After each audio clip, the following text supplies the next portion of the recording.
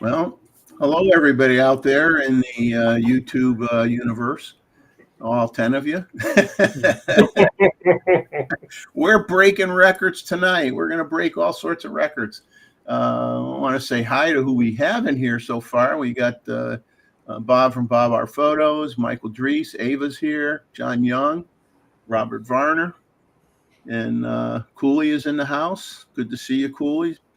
And we'll be moving along here. I think I was joking in the back, I'll call it backstage. I guess for us it is backstage, and telling the guys that we're going to have a really big shoe, like Ed Sullivan would say. So I think we got some good discussion points for tonight.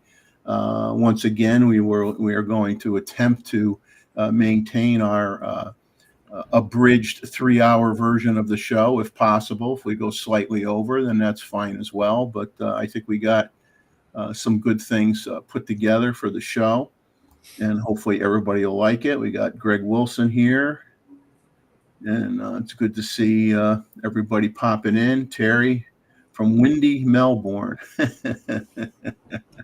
It certainly is.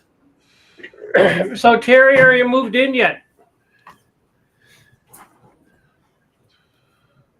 Yeah, you're supposed to move in on the 28th, I think.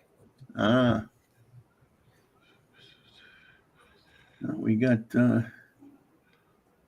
Randall pop in here. Somebody say, Randall popped in. Hello, Randall. And Randall, as well. Randall, if you want to join in on the panel at anytime you want, you just ask for the link. Actually, rather than you asking for the link, I am going to put the link in the chat right now so that everybody and anybody who's anybody can choose to come onto the panel if they wish to do so. So there we go. We now have the link in the chat.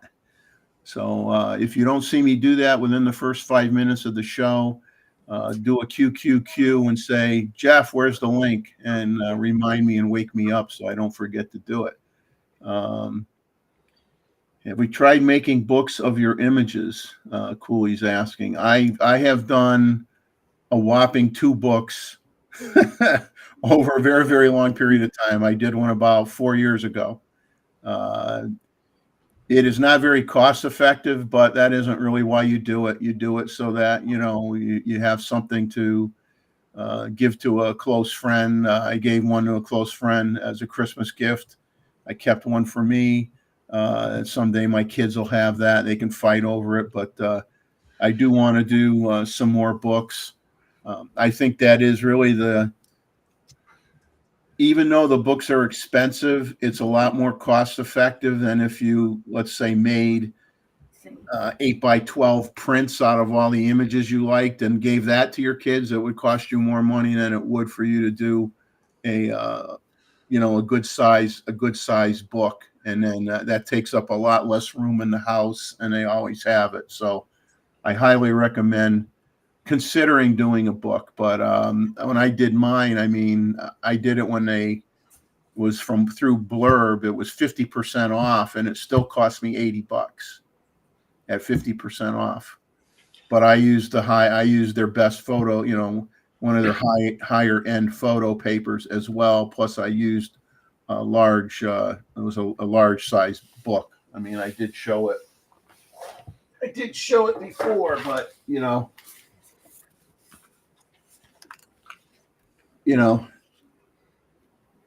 these are good size images on good paper, and so this was. Let me see how many pages.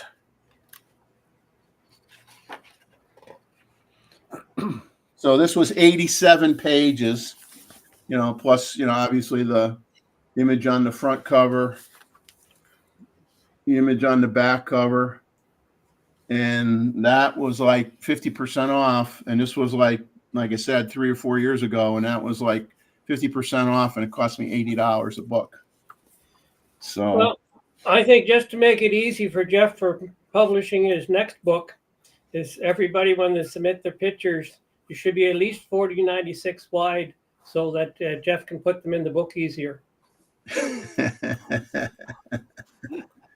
Yeah, I don't. And then you can sell them, to everybody that posts their pictures, because then you can say, look, see, I got my picture on Jeff's show, and I got the book to prove it. We got Randall popping in here. Hello, Randall. Good to see you. Gee, you look younger. Did you go to a spa? No, I just moved my studio around, the camera Ah, okay. closer. You must have those special anti-aging lights set up in your area. Obviously, mine don't do that for me, but let's see what we got here. Mookie made a comment here. Would a calendar work well to show images and then later frame them? It depends on if you pay for a premium calendar. Yeah, you could do that. But a lot of people, when they do calendars, they get them done. If they're going to give them to a bunch of people, they get them done as cheap as they can. And that paper stock usually isn't really great. And the image quality is, as they say, fair to middling. So if you're going to do that, have it done on some really good stock. And, you may end up paying $20 or so a calendar. David's showing one right there. So, yeah, if you put it on good stock, you could definitely, trim it and frame them if you wanted to. Nothing wrong with that. That was last year's fledgling. It had a fish, and the magpies are trying to steal it from it. But certain books seems to be a good way of keeping record of what you do in a given year, correct? Yeah, I mean, it's. I want to do one that's more. I mean, I really want to do. It's never going to happen because I unless I knew a publisher or somebody could provide me with good guidance, and I've asked some people that have done books before that do it all the time and haven't really gotten a lot of good information from them. It's almost like they don't really want to share too much information. But I mean, I really someday would like to do a high-end coffee table book, maybe something that's like 150 pages with photographs in it, with a little bit of information on each picture anyway, not too much, but something that I would feel is substantial, more substantial than what I've done. And I really, really want to do it someday. But in terms of being able to make money from it, most people don't make money from books at all.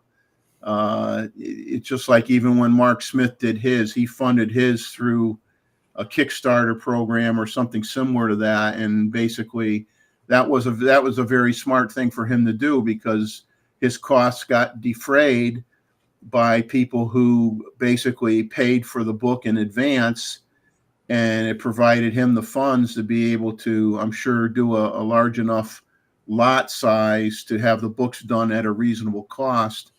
And he may or may not have made a little bit of money from those books. But I know, Roy, you would probably remember who it was. He used to come on the Wednesday shows all the time when Chuck did it. He lived in England.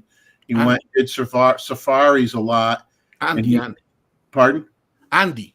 Andy, yeah. And Andy he Miller. said he had done a number of books, and he flat out said, "I never make any money on the books." So, Yeah, it's fun. though. but No, but like I said, if you're doing it for you, you're doing it Exactly. to give your kids. You're not looking to make money on the book. You're just looking to make a book. So I just say, go for it. Do it. And like Jeff and Leslie said, a lot of people, if they said, "Oh, I'll pay you what it costs you," most people don't pay $80 for a book either. And Jeff's talking about Shutterfly for calendars. They were good. Cooley says it'd be cool to go out and shadow you guys. I don't know, Cooley. My shadow would probably cover you up and nobody would see you. You'd have to go with with Randall or David. Me and Gustavo and Roy, our shadows would totally block you out. You wouldn't know you were there. And lots of times when I'm out, you wouldn't have a shadow, or at least I wouldn't. Exactly. Moon shadow. Yeah, I've had them. I've taken a number of shots that landscapes are lit by the moon, and they're always interesting. Yes. Michael uses blurb in the same manner that I have. It's more of a way. It like I said, it's a lot cheaper than asking your kids, "Oh, what prints do you want to hang on your wall?" And then they'll say, "Well, I don't really have too much wall space." So maybe they get 2 prints from you, and they go, "I don't need any more prints." But if you do a book, they're basically going to see 100 images or something that you've done and over a certain period of time, and they have it forever. So I think it's but you do really have to sit there and think about it, and it does take a lot of time to do. Especially if you want to add any commentary. I mean, if you're just putting pictures on a book, then that's a lot easier. You just, but the kids appreciate it and people appreciate it. That's what I said. A good way to documenting. I typically try to print some of the pictures every year, at least. But this is another way. You put it in a calendar. Yeah. If you're running out of wall space in your house, and then you have it, right? So it's good to have some retrospective look at what you're doing as a photographer. Yeah, I produce a calendar every year, and it's all limited circulation. It's I don't produce any to sell. Yeah. But and then for people of limited wall space, they've got room for a calendar. Exactly. And next year they know they're going to get another one. Exactly. They stick it on the backside of their pantry door, so they can write on it when they're. Well, one of my sisters, she has hers where they make the wine, so she puts all the notes on it, and that's wine without an H. Without an H. All right, Mr. Neville, tell us a little bit about next week photo review. All right, for next week's photo review, we got 60 images so far, but there are a lot of people I have not gotten images from. I mean, that's only 60 because some of us kicked in a few more than usual to bump that number up. But I would like to see more pictures from more people. So you guys got one more week, and I'll put up the information here, a reminder that we do. So September 7th is next Saturday. That's the first Saturday of the month. So we're going to have our photo review. Expect that show to definitely go beyond the 3-hour time frame here. That's not a problem. Randall, maybe send me half of that amount. I have plenty. Well, I do too, but I don't want to monopolize the photo review by any means. But let's I'd like to get You know who I missed that I know he works a lot on Saturdays is when we used to always get some real interesting images from Joe Stroud, and I haven't heard from Joe in a long time. And if you're out there, Joe, or if you ever watch the show, Joe, if you have time, man, sneak in a few of your images for next week and pop by even for 10 minutes. We'd like to see you again and see how you're doing and make sure everything's going well with you. Because obviously we're always thrilled with the images that you've shared with us in the past. So anyway, folks, you got another week. So let's, as they say, kick it in high gear. And it's going to be raining probably almost every day this coming week for me. So I will probably be landlocked in the house anyway. So I'll have nothing better to do than to go through your pictures. So I won't complain. I won't complain if you deluge me with images next week, because I'll probably have nothing better to do. We'll see if Joey pops in tonight. As those of you, I'm sure most of you know, Joey got married last Saturday. He did pop in briefly and say hello, actually during his on his wedding day, which was kind of crazy. But it was really kind of him to pop in and say hello, and we can wish him well if he pops in tonight. And we got to make sure he survived.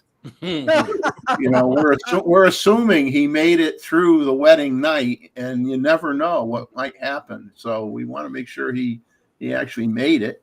So we got a lot of things we could talk about tonight. Gustavo's got some information on comparison of two similar photos, one at high ISO, one at low ISO, to compare the advancements in noise reduction technology and show that don't be afraid to shoot at higher ISOs. People shouldn't be afraid of that. So he has some good set of examples to show to you and talk about later in the show. I've got a 30-minute video on talking about the pre-AI, AI, and AIS lenses, the differences when they came out, and talk about the videos that I filmed earlier. I've got a presentation, a short presentation on the use of extension tubes, which we talk about every once in a while, along with some sample images that I took to show you the magnification effects of the different millimeter size extension tubes, how it affects the images, and you'll see that real time. I also have a product introduction of something that just came out that I'm going to go to that company's website and share a video clip of their product and share it with you guys, because I think for some of you, you'll find it very interesting and a very cost-effective solution for a certain percentage of people that come in the chat. And I'm not going to leak what it's going to be about. That's going to be a surprise for later on. And then we have obviously the normal rumor stuff. So we'll start off with a few things from Nikon rumors. The Nikon rumors, of course, was talking about how Nikon, this is the time of the year now where Nikon typically introduces some new products in that September, October timeframe. And of course, they're speculating that their speculation is that Nikon's going to release 2 new camera bodies and at least 1 new lens for 2024. So initially, earlier in the week in their publication, they were guessing at a Z50 replacement, aka a Z50 Mark II, was going to come out. And then later in the week, they felt more solid that, they came out with, here's some of the rumored features of a Z52, which I'll share with you in a minute. They also mentioned that they thought Nikon might come out with a Nikon Coolpix replacement for the P1000 that got discontinued, although I do see that it's still out there and available for people to buy if they want to. It's not like the inventory is dropped to zero. You could still buy a P1000. And for lenses, they were talking about what I had brought up, I think the week before, that 28 to 135 power zoom cinema lens that they discussed. So, and then they threw in later in the week the 35 millimeter f1.2, because as we all know, we were a while back, not too long ago, expecting the 1.2 lens to come out, and instead a 1.4 lens came out. So that kind of threw us off our game a little bit. We weren't expecting that. But now, Nikon Rumors is throwing that in the hat as a potential lens.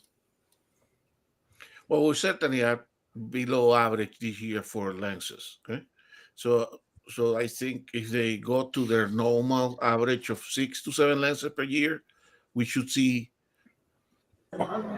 quite a few, correct? Because I think we haven't seen that many this year. You should have that. No, not too many. That's beautiful. Now some of the assumed details of a Z52, very, very few things they're bringing up. Updated body design. Okay, that statement by itself doesn't mean a lot to me without seeing images. Speed 7 processor. Okay, so you hear Speed 7 processor, so the first thing in my mind is it may have some of the subject recognition and autofocus capabilities of the higher end cameras in it, which would be phenomenal if they put that into a low end camera like that. The flippy screen like the Z6 III, USB-C. They said use the same EN-EL25 battery. They're saying official announcement before the end of the year. So far, they're assuming it's going to be the same 20.9 megapixel DX format CMOS sensor as the Z50. And of course, they mentioned that the X106 version 6 Fuji is 40 megapixels, but my personal opinion, and it's just my opinion only, is 40 megapixels is too high for an APS-C camera. I think that's pushing it too far. It is. I think if they had something that was 30, that would be more than enough. They're saying there will be no battery grip available for the Z52, and it will be compatible with the new Nikon Imaging Cloud.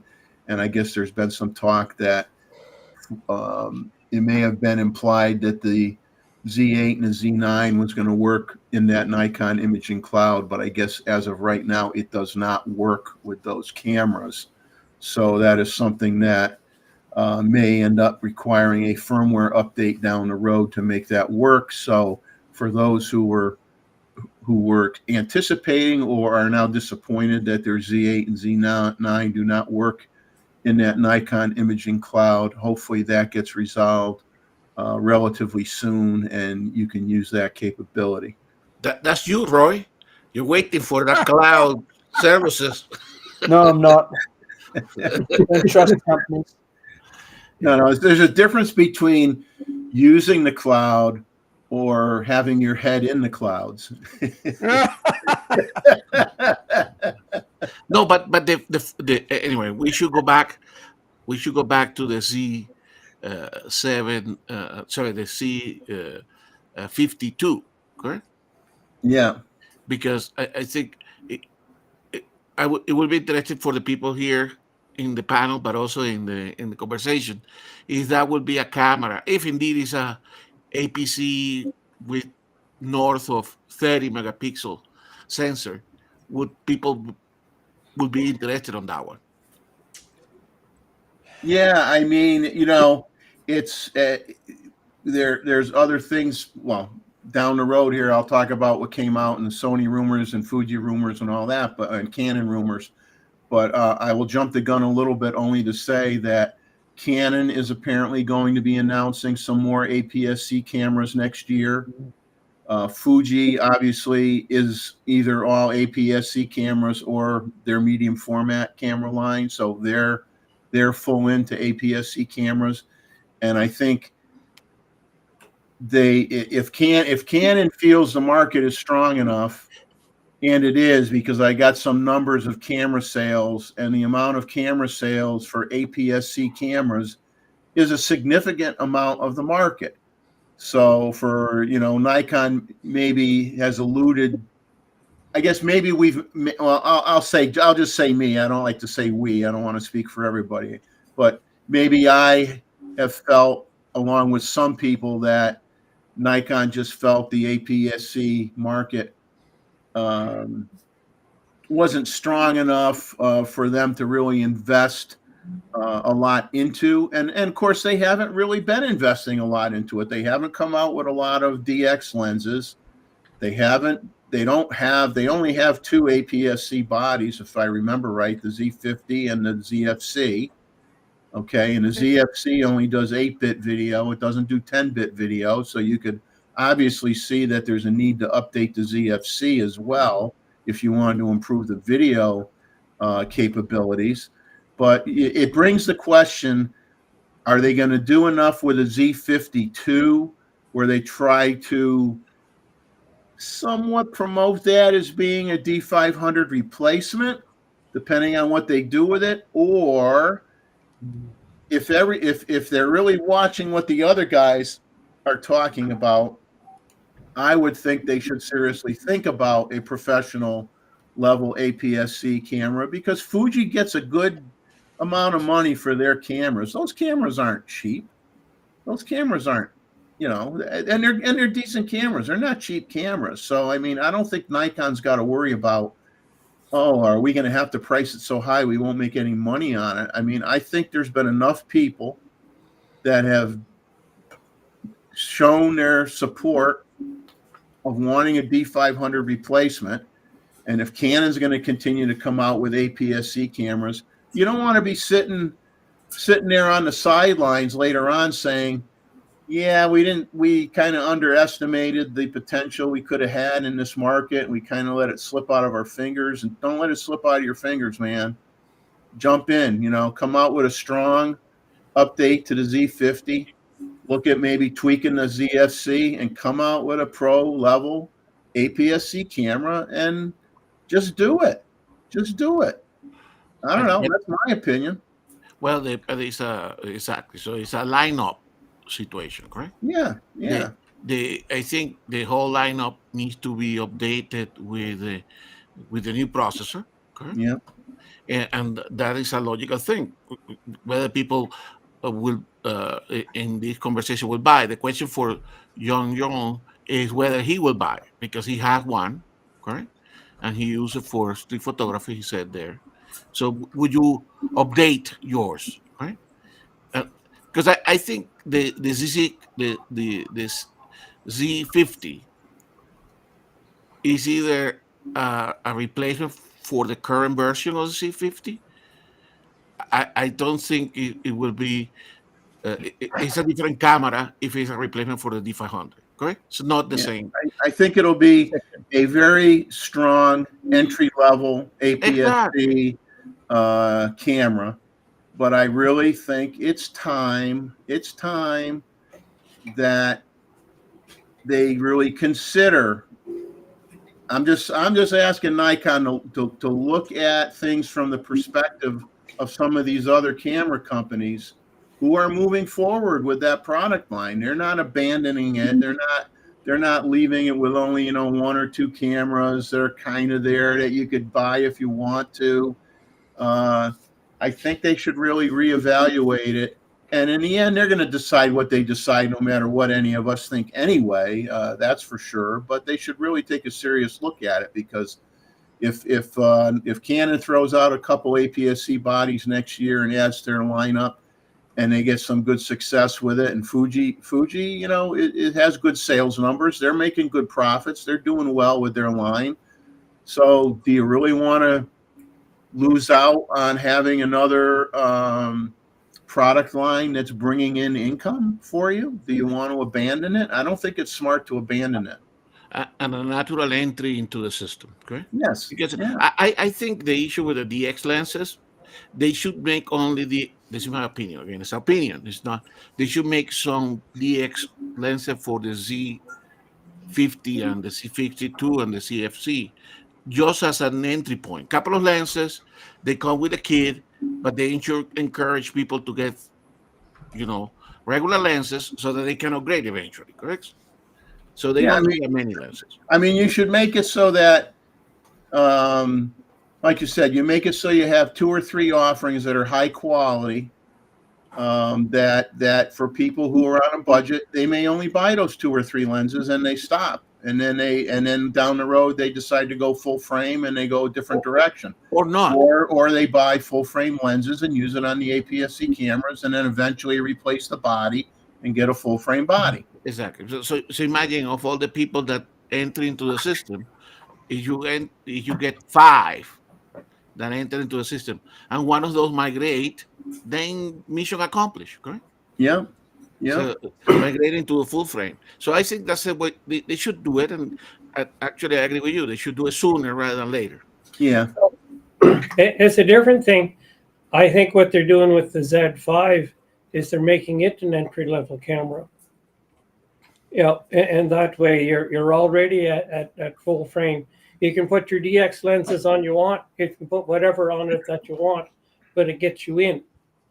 You know, and you price your Z5 low enough so it is entry level, and go from there. Yeah, but you have to have people still expect to have, some performance type of autofocus, correct? Yeah. That some of the older cameras didn't have, correct? Yeah, there's a lot of nature photographers that love their D500s and still use their D500s, and you want to give them something that, and let's face it, they could choose to, not everybody could go out and buy a $5,000 lens or $8,000 lens for full frame for wildlife photography or nature photography. But they could, if they could buy even a 7200 and they got the 1.5 crop factor, that's a good starting point. They could always put a 1.4 teleconverter on that as well, and they could get some decent shots. But they can buy the 400 millimeter lens that isn't going to cost them $6,000, okay, and use that on their APS-C camera, and they basically have a camera that could do anything they want it to do. Joy is in the green room, or potentially could check there. Is he? Well, he's in private chat. Ah, okay. See, he doesn't show up on my screen because I just see little orbs with your guys' faces on it, and if I don't hear the ding, I got to click on one of you guys for him to show up. So now I see him, and I will expand our universe here. Expanded MCU. And there he is, and there is the new husband who survived his wedding night, apparently. or is this an avatar? Is this the real Joe? No, it's a clone. He's gone. He's gone. You're the clone. You're the better version of Joey, then? The one that shoots Nikon? No, I'm still paying Yeah. I'm kidding. How you guys doing? Excellent. Good. Hey, how was your day? How do you feel now that all that work you put into it, all that time, and now you cross the finish line, and you must feel tired, happy, and exhausted all at the same time, I would think. Yeah, a combination of all the above for sure. No, it was great. Like you said, it was a lot of work leading up to it for sure, and of course there was lots of stress on both days of the event. But no, fiance was great. Now wife, she handled everything really, really well. The families had a really nice time, and I had some really great friends come through from all over the place to celebrate with us. It was really good, and now me and Mrs. Hubbard are happy as can be, and just relieved to be on the other end. We've been sleeping 12 hours a day for the last 4 days, which has been magical. So getting a little caught up on sleep, but no, thanks for the well wishes, guys. It's nice to see everyone. I'm heading out here in about 30 minutes, but I thought I would just check in and see how everyone's doing, because it's been a while. It's been a little bit since I checked in. Well, it's very important that you did check in so that the rumors didn't start that you met your demise on your wedding night. So it's good that we know that you survived the wedding night. So Yeah, no, 100%. No, it was good. Yeah, no, everything went really well. We had a good photographer come. She was very, very thorough. She was like, do this, now do this, now be natural. And I'm like, this is awful. I love being on the other end of this. This is unpleasant. Exactly. Yeah, Joey, but I would think a photographer should never ask you to go natural.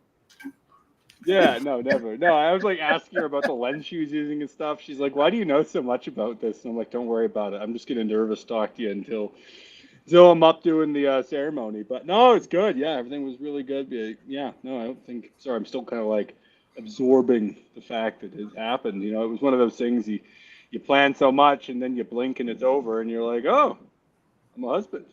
It's good. Exactly. Yeah, you're a husband. That's You're it. Mr. Joy now. Yeah, no, people are really gonna take me seriously. They'd be like, Yeah. "Yeah." Somehow we're just going to have to call you Mr. Joe because Mr. Joey doesn't sound quite strong enough. Yeah, it sounds like kind of a relaxed vibe. I feel like. Oh, thanks, Randall. I appreciate it. Yeah, no, I feel like Mr. Joey. It's like, yeah, I don't know if I like that. Mr. Joe is better, but it's yeah. Mr. Joy sounds like a sandwich place. Yeah. Yeah, I would buy like a hoagie or something from Mr. Joey. Yeah, I'd be like hoagie. hoagies by Mr. Joey. Yeah, that was Exactly. Mr. Joey's Hoagies. yeah, exactly. It'd be like, do you want any other types of sandwiches? And then I'd turn into like the soup nuts and be like, no sandwich for you. Next. No sandwich for you. Exactly. Yeah, it's one type of No, sandwich. but hey, congratulations, big time, man. We're proud of you. Thank you. No, I appreciate it, and it's nice to see everyone. Yeah, it's nice to see everyone back. And what's happened in the world of cameras in the last few weeks? I've been kind of not paying attention. Well, I to this think world it's as much. been more, you know, the weekly onslaught of the third-party Chinese lenses seems to be taking over the world here all of a sudden. But you know, we are going to be talking about extension tubes later on, and we're going to talk about old Nikon glass, and we're going to be doing. Gustavo's going to be talking about the. Don't be afraid to shoot high ISOs and show some examples of some images at low ISO and the same images taken at high ISO with noise reduction and show the results. And I think people will be calmed down and not so scared about shooting high ISOs anymore. So we got a lot of tricks in the bag for tonight. So I think it's going to be an interesting night. And of course, we have our cast of characters over here. I got to get the right finger pointing. There we go. We got one. Well, we'll see. We got 1, 2, 3, 4, 5. I got to add another finger that way. We got five fingers. But anyway, yeah, I think we'll have a good time tonight. And we're also getting a little conversation going here, talking about the Z52 that Mark II that's coming out supposedly, and I'm going to throw Mookie's comment up here. So Nikon should introduce another low-end DX body before a higher-end one. We have 3 lower-end ones now. I think the thing is the Z50 right now doesn't compete with the competition from an autofocus and subject detect standpoint.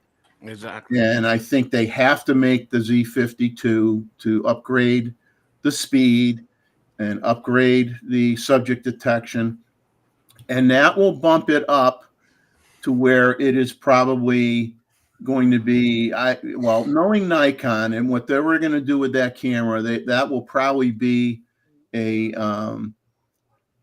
it'll outdo the competition. I'll put my chips on the table and say it'll probably outdo the competition for its price point at what it's going to be priced at when it comes out. And I still think they should do a D500 replacement. Whether they will or not, you know, we can all moan and groan and bellyache and have an opinion, pro, con, not needed, use the DX crop on your full frame, it's good enough. You know, we can all have that argument and that discussion. And in the end, it's going to be up to them. But I mean, I think that, you know, they will bump up the Z50 because they have to. It's not competitive right now. And they'll make it more than competitive. And then from there, they can go and bump up to the next higher tier. And I think that's all they need to do. You know, if they Well, They- you'll they- get a USB-C port also. Yeah, I mean, they tweaked the ZX. Yeah, Roy wants two, but you didn't even get two on the Z6 III, did you? There was only No, I one. didn't. I've been robbed. Yeah, you got robbed. You only got one on the Z6 He was III. robbed. They were not listening to you, Roy. I thought you had more pull with Nikon. Doesn't appear so. I've been begging for Yeah. 2 ports for years. And Roy makes a good point here, man. I mean, my friend shot with a D500 with the 2-5 for years. He loved that combination. I mean, you have something that was successful. Don't pretend it didn't exist and throw it away and not create something that's comparable. Well, because if whatever you came out with, just like they said, oh, the Z9's not a D850 replacement. No, it's not, because it's better than a D850. And there won't be a D500 replacement if they do one, because it will be better than a D500.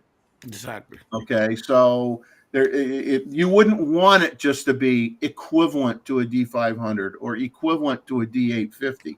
You want it to be better. You want it to be better. So we'll see what they do and how long it takes them to do it.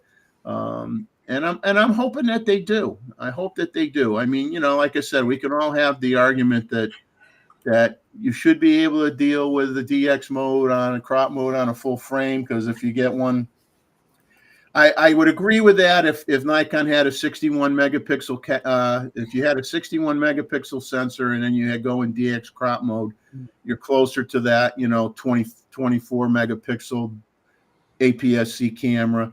With a Z9, I believe you're at 19.1 megapixels, if I remember right, if you go into DX crop mode. So you're not quite, you're pretty close to the APS-C, but you're not quite there. So I could see where people still want to have a higher megapixel and higher performance APS-C, and time will tell. But I don't think they got to do it relatively quick, because if Canon's talking about tossing 2 more APS-C bodies out next year, don't wait until they throw out those 2 bodies. I mean, I think you gotta come out with something maybe in the first quarter of next year to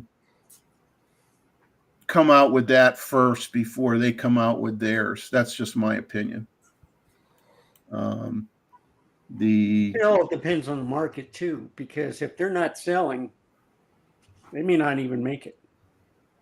Well, like I said, it's like you can't say that APS-C isn't selling, because Fuji's doing fine. That's all they make, man. That's all they make. Believe me, they're not making all their money on medium format cameras. That's for sure.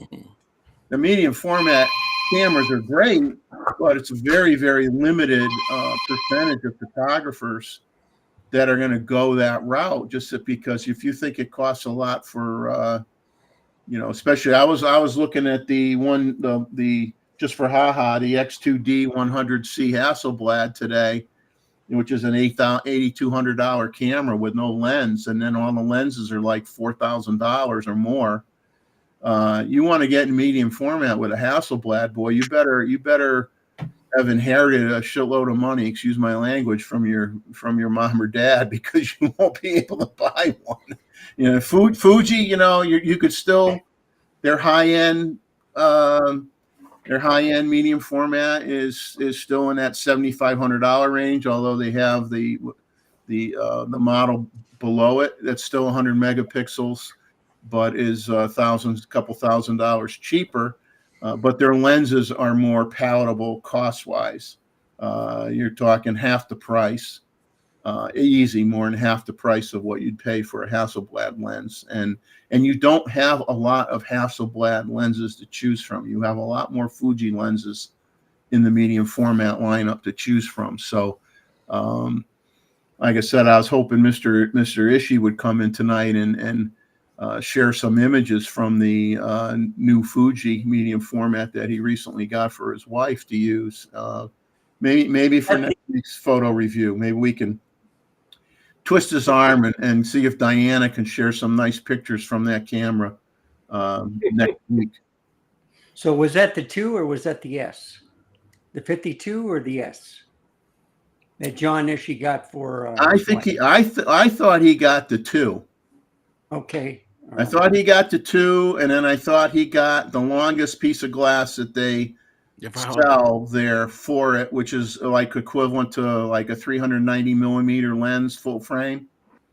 Exactly. I think it's like a $3,500, $3,600 lens,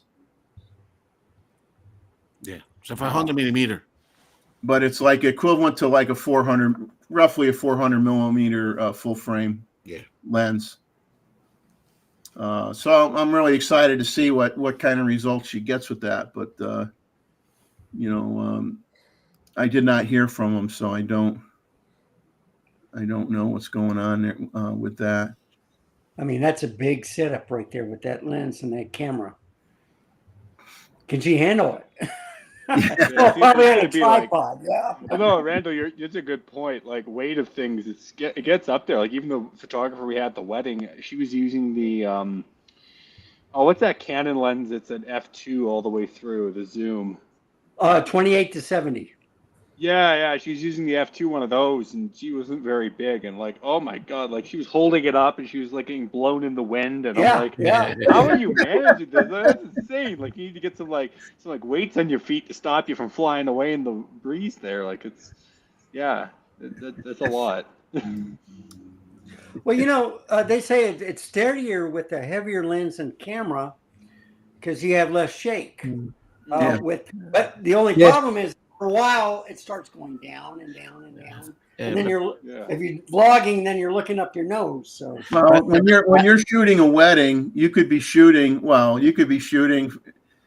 anywhere. It could be it could be anywhere from 4 to 12 hours, depending on the scale of the wedding, right? So if you're carrying that lens around with you and shooting pretty much steady most of that time, other than a quick break to get something to drink and maybe have a very, very quick dinner, you're going to get tired quick. But I don't mind the heavier cameras. Because to me, I can handle it. Number one, and number two, it does make it steadier.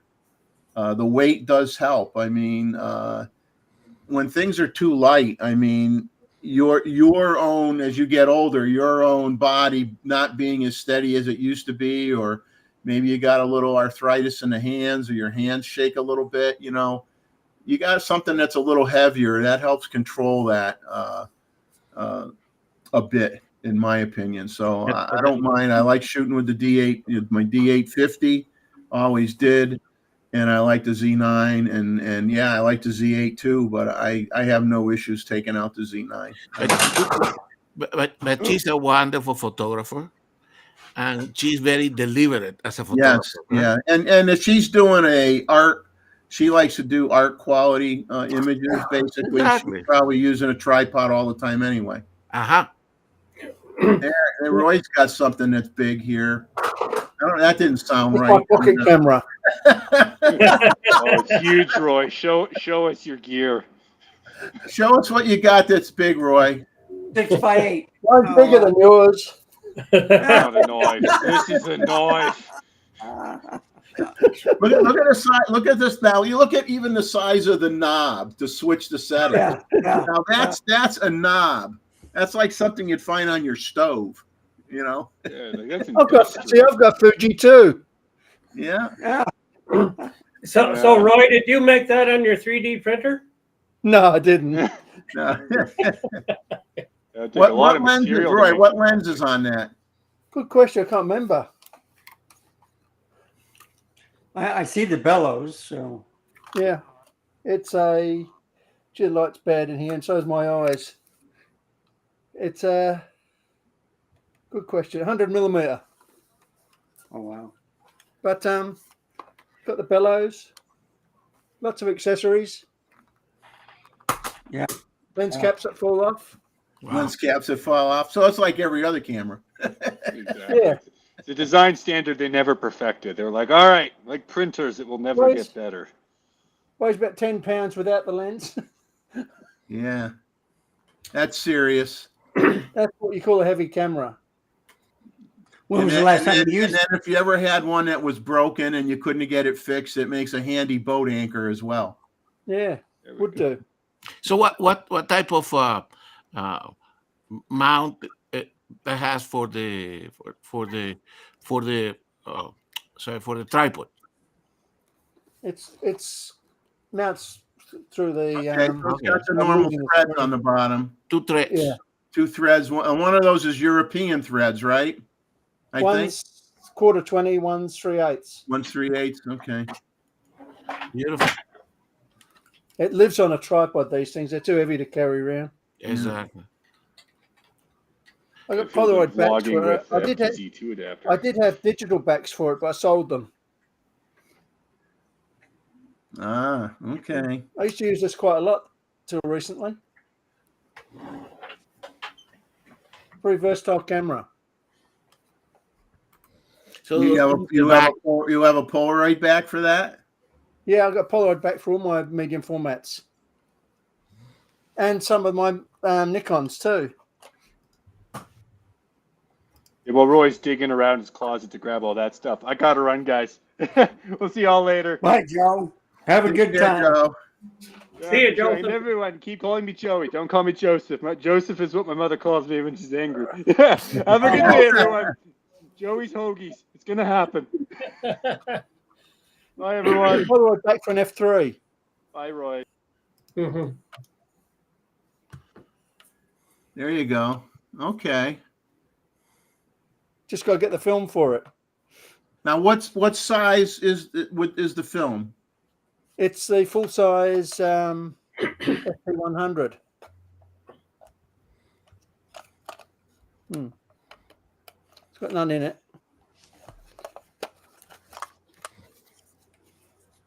Takes a big film, but it's got inside. It's got a prism. Okay. Not as good as my medium format ones, but it does the job. The medium format one looks different. Where are we? We got to ask Roy about that head in the left-hand side of the screen with the hat on it. Oh, that's my last victim.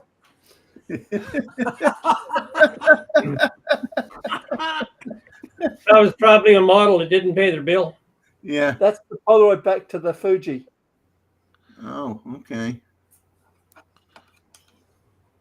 Some of them have still got filming. I noticed. I have to watch that. Extension to his car. How when no in the heyday, how much were those backs? How much did they charge for them? You Oh, remember? they weren't expensive. They were a few $100s. Okay. But these days you can't get the film. They want about $180 for a pack of film for them. Yeah. They've got ridiculously expensive. Yeah. So it becomes a collector's item at that point. Well, this is. I'd never put film in it because I can't afford the film. Yeah.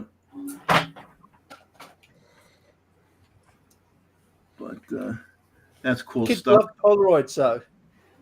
Even today, you put a Polaroid back on a medium format camera, and the kids love it. Something really weird to them. Shoot, I had a niece that, or a cousin, or the daughter of a niece. She never saw a typewriter before. She says, "What's this?" I says, "Well, do you know what a word processor is?" And she says, "Well, yeah, we do it on the school all the time, on our computer and our cell phones." But she never saw a typewriter before, so she was playing around with it. Yeah. And say then typewriters got really high tech when they turned into electric typewriters, and you could actually erase if you made an error, you could erase the letter or the number. And then they add the dictionary and then the grammar to it. So Yep. Yep. Just to answer a question, that Fuji doesn't need an L plate because the backs are rotatable. Ah. Where is it? Yeah, you could change your orientation of your image by rotates. rotating the magazine. Oh, Yes. that was clever. That was nice. Yeah. See, How old is it? they did know how to do good stuff in the old days. They did. They really did. And most of it still works. I don't think too Did many. it take any cameras- batteries? Yeah, Does it take any batteries? Yeah, it takes a battery pack on the side. Okay. Wow. Not charged at the moment, but You gonna try it out? Do some pictures on it, or not really. It means I'd have to put film in it now. I haven't got a digital back for it. I had a couple of phase 1 backs and the adapters. I sold them though. So going back to the Z52. So what would you guys like to see? A Z52 or a 7 or a Z7 III? you know what? I don't think they're going to come out with the Z7 III because the Too Z8 and the Z6 III just covers just about everything. Yeah, I have always had my doubts that they were going to come out with a Z7, a new Z7. It's really just because of how their price point structure is now. Where do you fit it in? And it's I don't know. That's a tough one. Because I would have thought, because traditionally up to this last announcement, it should have come out at the same time or within a month at least of the Z6 III, and that has not happened. So I think that if they were going to follow their pattern of what they've done before, we would have seen an announcement by now. But now that the Z6 III is out and the waters have calmed down, you can see more people rethinking that, Randall, the statement you make, and saying, well, maybe we want a kind of landscape camera that is, a high megapixel, relatively slow, that with high dynamic range, right? All this dynamic range drama has created now some longing for something with high megapixel and great dynamic range, correct? I mean, I would argue that you could take some pretty impressive landscape shots with a Z8 or a Z9. Oh, I'm sure, Yeah. but you see, some of the landscape photographers, they don't like, particularly the one that hike, they don't want any weight, right? They want the high megapixels in the smallest body possible, lighter camera that they can hike with it. So anyway, Well, maybe they're the ones going out and buying the $6,000 plus Leicas with the 61 megapixel sensors in it. I don't know. They don't weigh. Those aren't overly big or heavy. I just say that this business of basically rumors, which are basically people's sentiments. You can see how the wind changes, correct? You see sometimes say, no, impossible, like Randall was saying. But then after the camera comes out, I say, okay, there is a new opportunity here, a new hole. And then a lot of people come with a new longings and desire for different cameras, correct? Well, I think that this is my thought, worth less than yours, 5 cents. Mine's worth 5 cents. Is the Z6, the Z55, Z50 Mark II is I think a definite. I think they will upgrade something on the ZFC in terms of capabilities, especially with 10-bit video, not 8-bit video. They'll do something with that. I'd like to think do a D500 Pro APS-C camera, and then the question is, would they do a Z7 III before they come out with a Z9 II? Because I think the Z9 II, my opinion is the Z9 II may be the first Nikon camera that ends up with some technology in it from Red. That's my guess, is that they may put Maybe. some I mean, and it may, when I say technology, it may just be color science or compression capabilities in video or something like that. But I would think that the Z9 II will have something in it that will have migrated over from Red. Not necessarily some brand new Red sensor, although, hey, you never know. Your Red's got a global sensor, right? So you want to talk about global sensors. You know, would Nikon come out with a global sensor camera using the technology from Red? Who knows, right? That's a good one. That might be pushing it if you're talking something coming out in the next year, but you could have some technology in it from Red, I would think. And maybe you don't see a global camera for another 2 years or 3 years, but I mean, I think. Well, if they do that, they would have to get cinema lenses also. Well, they're supposedly coming out with a cinema lens. We'll see if they do that. We'll see if they do that. Nikon did make them in the past. They're going to come out with them so that, because they've already apparently said and calmed down, say, Canon people, and calmed down, saying that they will still have Red cameras. Red cameras right now do allow Canon glass to go on their bodies, and they're not going to stop that from happening in the future. They're going to continue to offer mounts to support Canon lenses on Red camera bodies, but they're also making it clear they're going to have a Red camera body that's going to use Nikon lenses. And that had to come first, correct? So that's for the Red cameras, that had to come first. So before we see another model of Red, there should be one of the existing model Red with the Nikon mount or whatever. That's a logical step, correct? Yeah. So anyway, Jeff, we're 1 hour into, and you have other things that you wanted to show us. Yeah. So maybe I'll start. You know what I'll do? Just to we got a lot of stuff. What I'm going to do first, because it's short, I'll do my pitch on the extension tubes.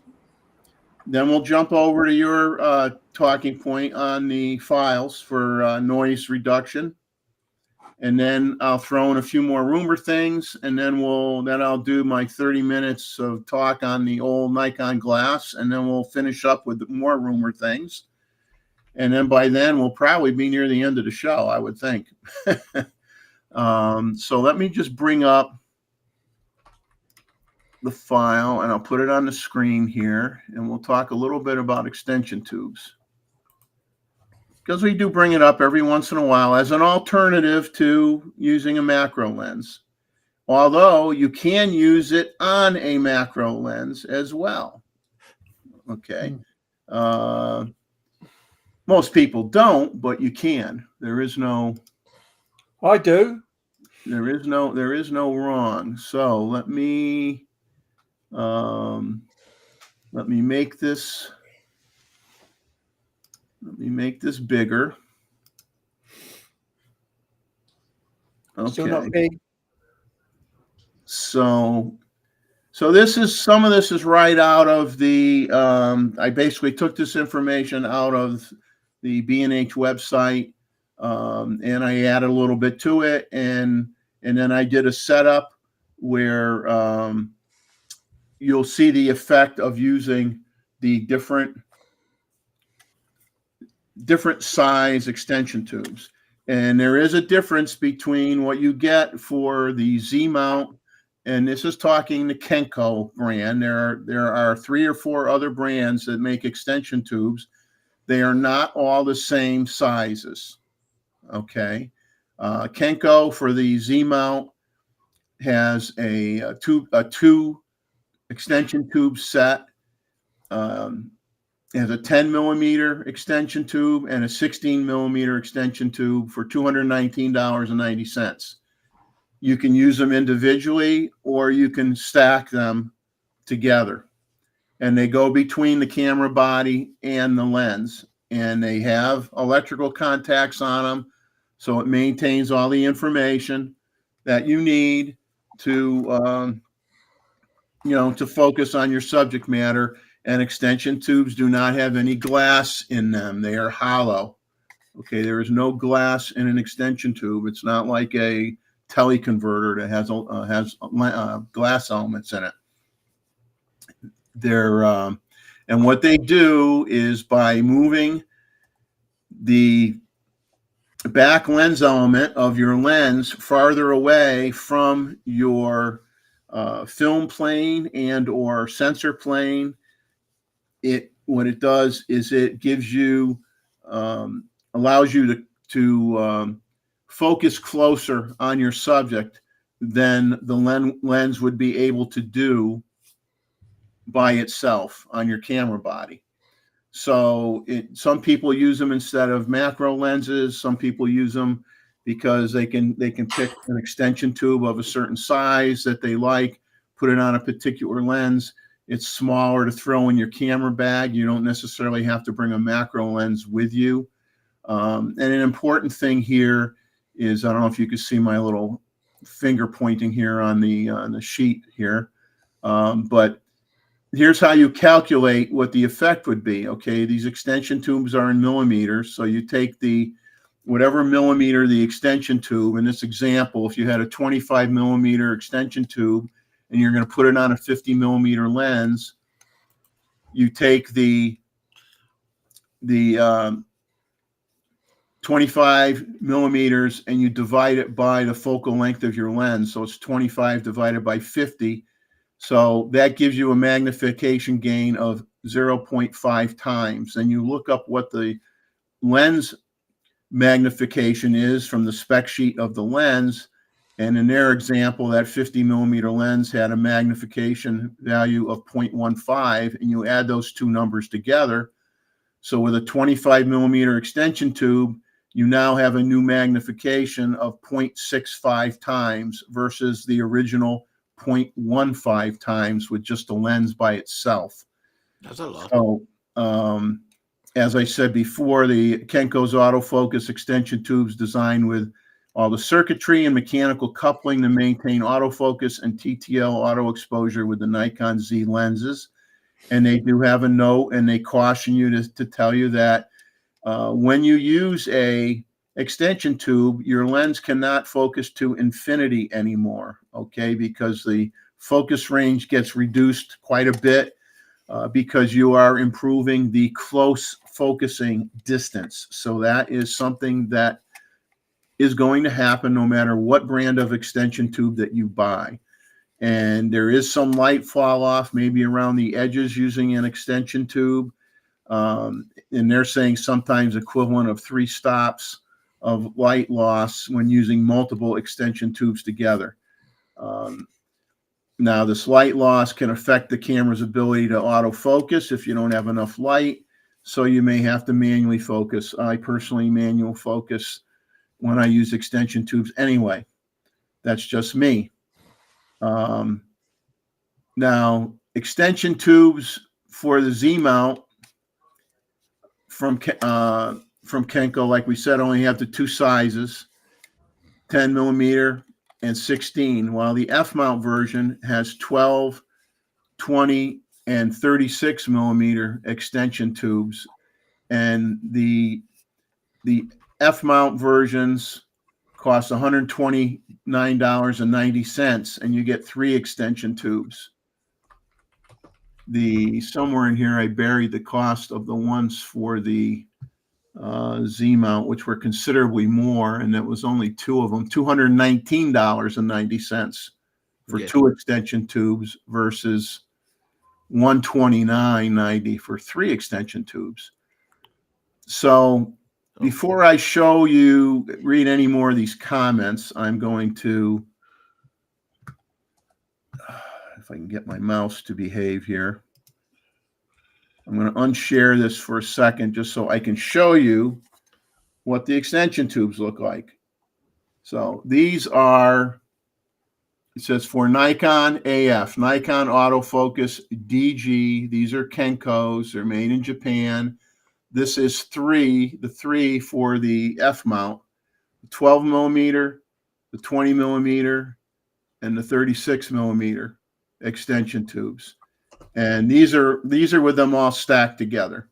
So I will take the protective cap off the 12 millimeter one on the top, and you can see, let me get the light on here just right. You can see the contacts Yes. inside. And I think this is just like stamped steel. You know, it's not super, super thick. But this is what attaches to your camera. You can see the contacts there. This is the back end. This is what goes on the camera body. And then the other side is what your lens attaches to. And what's interesting, this is the F mount version. You have the little screw here for driving the old style autofocus lenses. Okay, depending on what body you put this on. So this is the 12 millimeter size.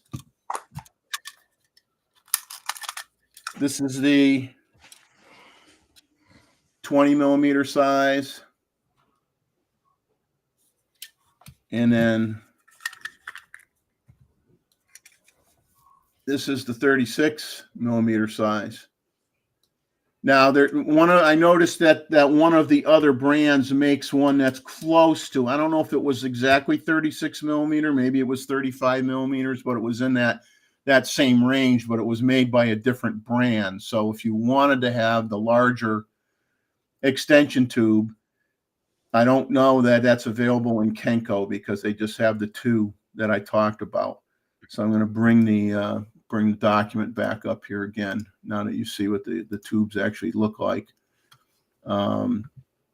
So give me a second here.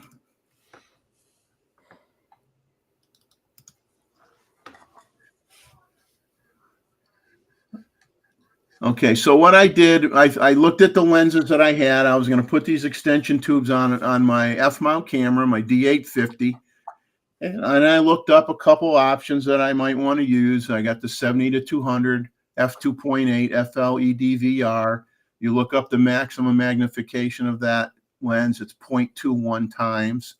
I also have the 24-70 f2.8 GED lens, which is the non-VR version. That has a maximum magnification of 0.7 times. 0.27 times. So I decided I was going to try these extension tubes on my D850 using that 24-70. And my personal opinion is use shorter focal length lenses. Okay, because you're actually going to end up, if you keep it where you're using something that, say, is like a zoom on a Z mount, I wouldn't probably use anything more than the 24-120, or in this case, I got the 24-70, because you end up with a larger overall magnification if you're using something that's in the smaller zoom range than in the longer zoom range, to be honest with you, because the longer zoom ranges don't have the higher magnification in the lens itself. And when you do the math and you calculate it out, you end up with less magnification. So longer isn't necessarily better.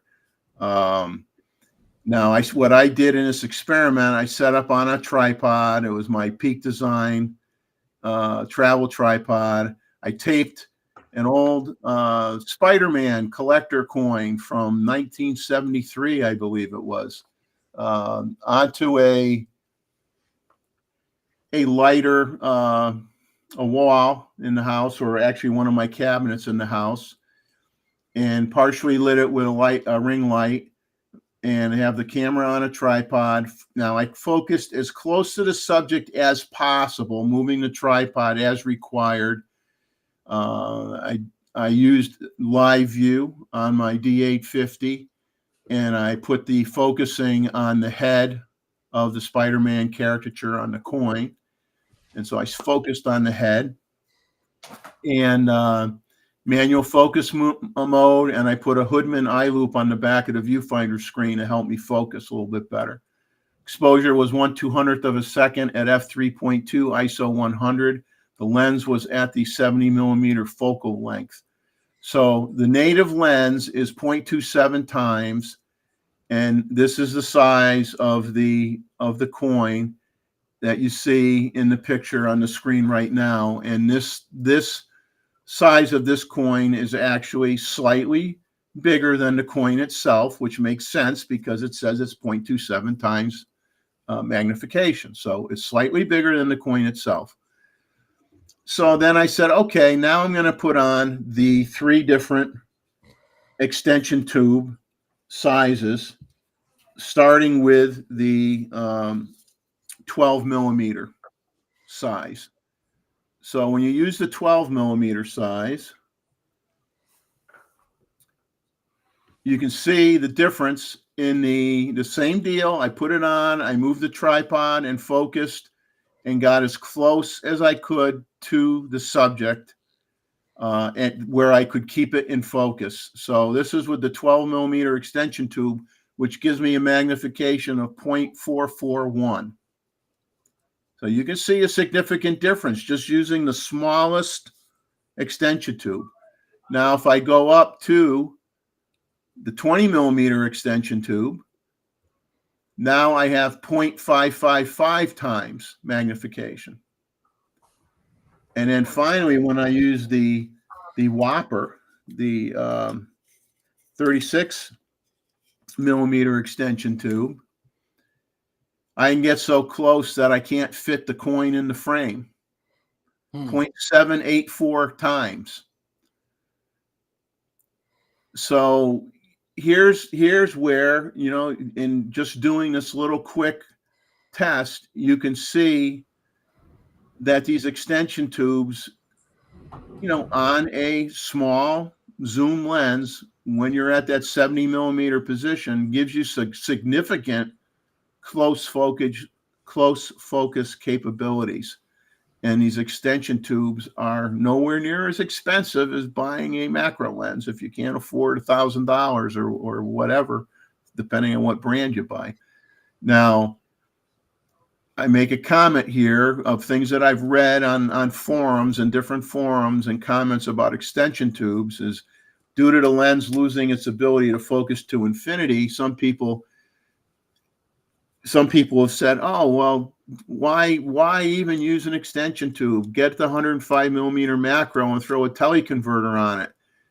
Now, this obviously retains your ability to focus to infinity, and it may be useful if you're shooting subjects other than macro, but it just changes your focal length. It doesn't change your magnification, okay? Because your lens is still no closer to your film plane or your sensor when you put the teleconverter on. So, you know, it doesn't do the same thing that an extension tube does.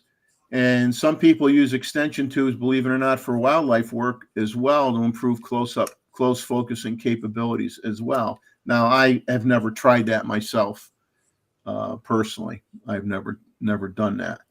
But I had done that with a 100 to 400 just because you get better working range when you're shooting insects, correct? Yeah. So it makes sense. But the question is whether you will be better off with an extension tube. Yeah, extension tube truly does increase the magnification. It depends on what your subject matter is, obviously, but you know, for me, you know, when you're with the larger extension, and you can stack these tubes. So basically, if you can deal with the potential light loss, okay, well, it depends on how good your lighting is, or if you're using a flash, or if you're using a strobe too. It depends what you're doing. If you have good light, you could stack these, and you can easily just with these extension tubes stacked to each other, end up with more than a 1-to-1 reproduction ratio as well. Or you can put you can also put the extension tube on your 105 millimeter macro lens as well, and that's going to bump you over a 1-to-1 range as well. So now obviously your depth of field suffers when you do this. I wouldn't recommend I would not recommend trying to use these without a tripod. I think it would be pretty damn hard to use it handheld. But it has its purpose. It's cost effective. It doesn't. You're not adding any glass, so you're not affecting the quality of your image, other than you have some light fallout if you stack too many of these together. But I think it's a fun thing to experiment with. And Roy, I'll let you've used them on your 105. Why don't you tell people what you got for results? Whether you like it or not. Yeah, I really like using extension tubes. I use them on everything. The first ones I got for the Z were the Viltrox, because that was all that was around at the time. Again, they're just tubes with some connections. Yep. Same as the F mount ones you got. Yep. If you want to go further than them, you can go to a bellows, but that's manual. Yep. And that's definitely tripod work there. There's no doubt about that. Oh yes. One bellows that's automatic with connections from Novaflex. Yeah. Is now that Novaflex mates with Z lenses. Any brands lenses? This is designed for Z lenses. Okay, so you buy it for your specific camera. Yeah. Okay. Now that's not that expensive. I remember seeing that online. It's the same price as a macro lens, really. It's about $1,000. Was it that much? Yeah, because of the connections. But if you want to go really cheap, you can get the little magnifying filters. Only a couple of dollars each. And they'll get you as sort of close up. The quality's not as good as a macro lens, but they take no room in your bag and they cost almost nothing. Unless you get the Nikon ones. Yeah. Yeah, you get the Nikon ones. It's like ka-ching, ka-ching. $100. Oh, nice effect. Wow. But that's the Nikon one.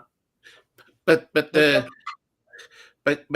as I think Jeff and Leslie were saying, when we were shooting film, I always have extension tubes, either the Nikon ones at a time or the Kenko ones in my bag, because they were essential tools. Now you show you show there the ones that you have for the F lenses and for the F mount. Yeah. I don't have any for this. I have still for the F mount, but I haven't bought any for the Z mount. Yeah, I haven't either yet. So that tells you that maybe there is a little bit more there that we have considered. Right? Yeah, I mean, I was surprised that I would have thought, I just would have thought that Kenko would have stayed with the same formula they had with the F mount and just made it in a Z mount and had the same package of 3, but they didn't do it that way. They only have the 2 smaller values, and I'll tell you, you put the 36 millimeter one on by itself on that 24-70. It's a huge difference. I mean, it's a really big difference.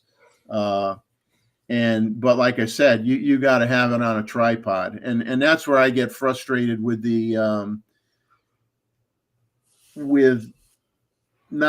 it definitely isn't all. Let's just say some botanical gardens do not allow tripods at all, and that's very, very frustrating. You want to take macro shots of flowers and things like that, and you could kind of get away with a monopod. They don't usually get on your case if you have a monopod, but for the most part, you're doing a lot of hand holding, and because of not having that tripod, I mean, I shoot AFC in continuous mode, and I shoot off a small, quick, 4 or 5 shots, because they're not. You're going to get, you're going to have one that's tack sharp out of that group, but because not any younger, I may wobble like Weebles wobble, but they don't fall down, so I may wobble a little bit, hand holding or whatever. So I shoot in AFC and I use pinpoint autofocus and I get good results, but I do shoot little small bursts most of the time. But you see, Jeff, I think there is I thought that you have the one for the Z mount, because if the autofocus performance doesn't suffer, correct? Then it makes sense, correct? Because you get more magnification. I mean, for small things like bees and all that kind of stuff, Roy, even with the 100 to 400 with the 1.4 teleconverter, correct? Which, remember when I was shooting those beehive? Actually, that was the combination that gave me the best image for me, right? But you see, I had to put a teleconverter.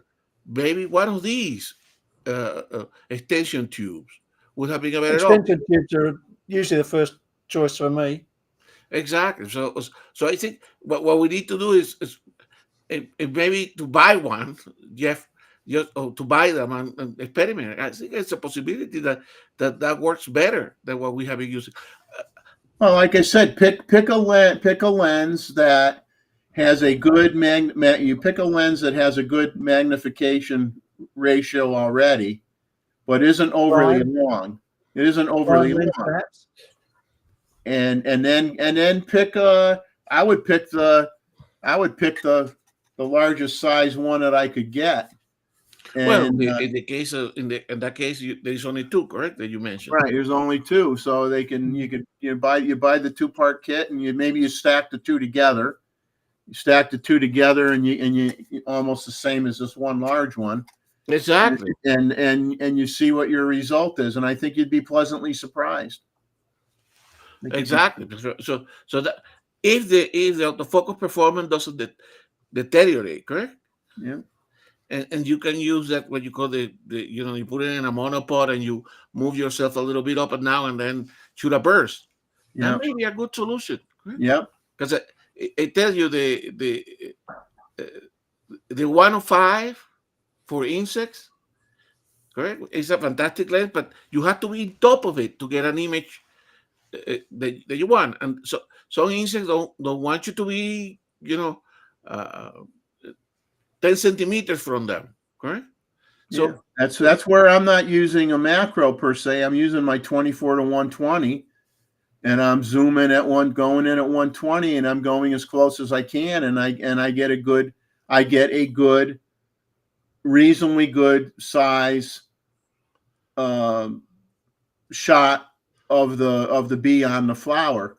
But if I want to get that little extra, I'm gonna, I'll probably eventually buy extension tubes for the Z mount, and I'm gonna try it out. Exactly. On that 24 to 120, and I'm gonna see what I get for a result. And when I get around to that and I do that, then I will share those images with everybody. Very good. Very good.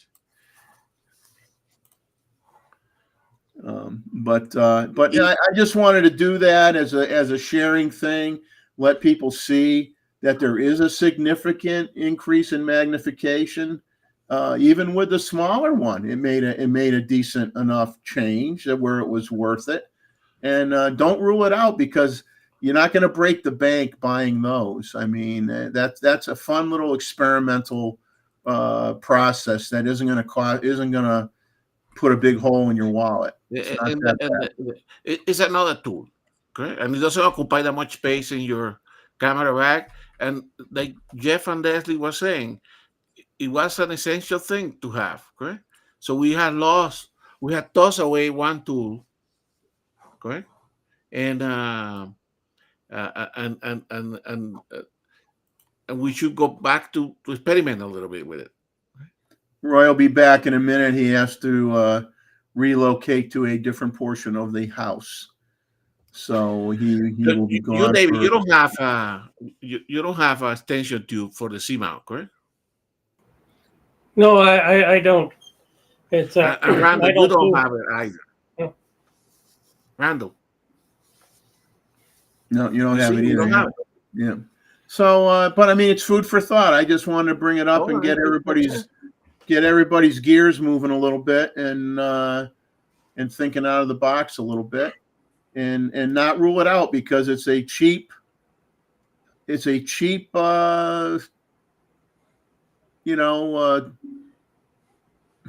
cheap thing to buy. I mean, tell your wife you want it for a stocking stuffer for Christmas.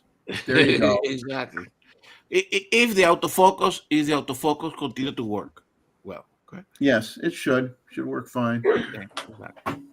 If it doesn't get thrown, remember this autofocus system, maybe doesn't want to work. I think the penalty, don't focus to infinity. That's the one that worried me the last, because if you're doing macro, you're not shooting at infinity. You're not shooting at infinity, right? But like I said, some people get they when I looked at some other things that were out there, or looked at, let's say, the reviews of some of these extension tubes, people would get off track and talk about, oh, I don't use extension tubes. I just put a teleconverter on my lens or whatever, and it's not the same thing. Of course, it's not. Not the same thing. Introducing glass, correct? Yes, you're introducing glass, and you may be extending your focal length range, but you're not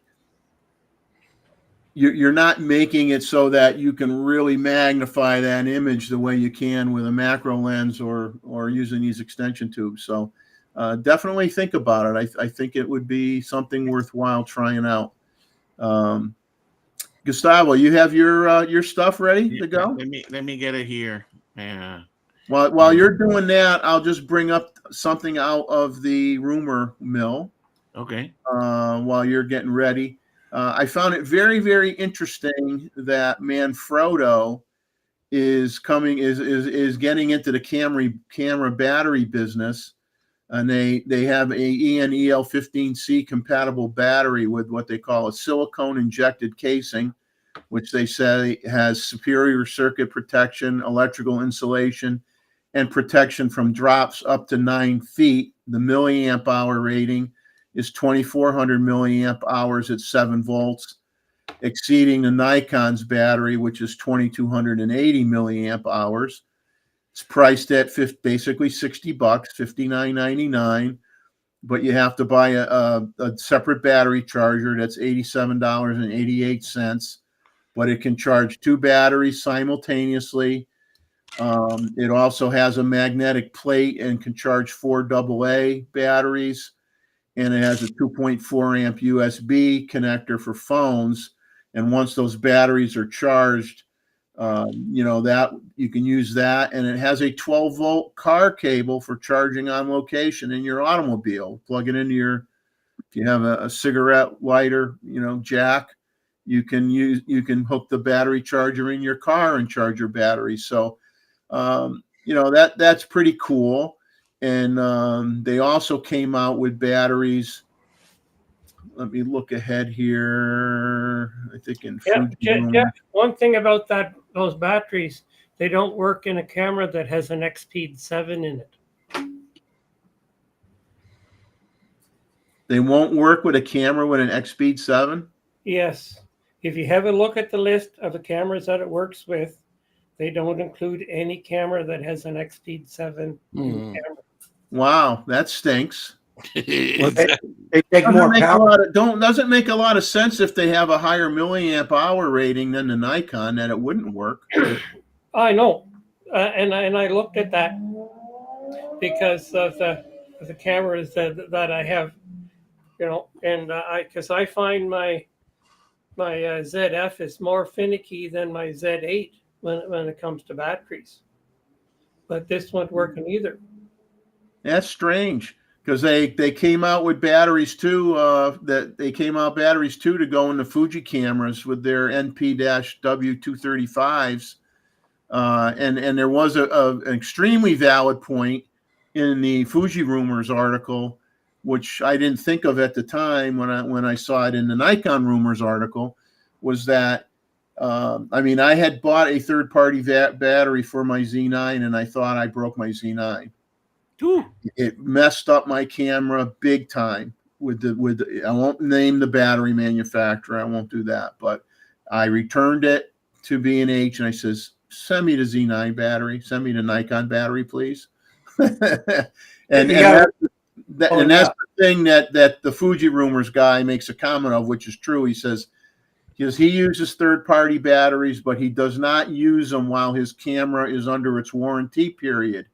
Because if the third-party battery damages your camera while it's under warranty, the camera manufacturer will not honor the warranty if you didn't have their original batteries in the camera. So he said, if you're going to use third-party batteries, wait until after your camera is no longer in warranty and then decide if you want to take the risk or not. But if you take the risk right from the get-go and your camera gets mucked up somehow, you're really going to be out of luck, because the camera manufacturer is not going to honor the warranty if you had a third-party battery in it. Too much risk. Too much risk. I didn't know that should be on your segment on trips and tribulations. That is a bad journey, Mr. Neville. I put in a battery that sold a lot through multiple camera stores, and my Z9 acted like it was going crazy.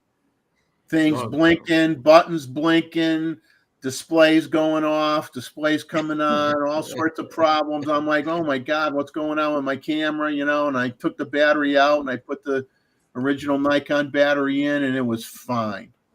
And I sent that other one back so fast, I think it caught on fire on the way getting sent back to B&H Photo.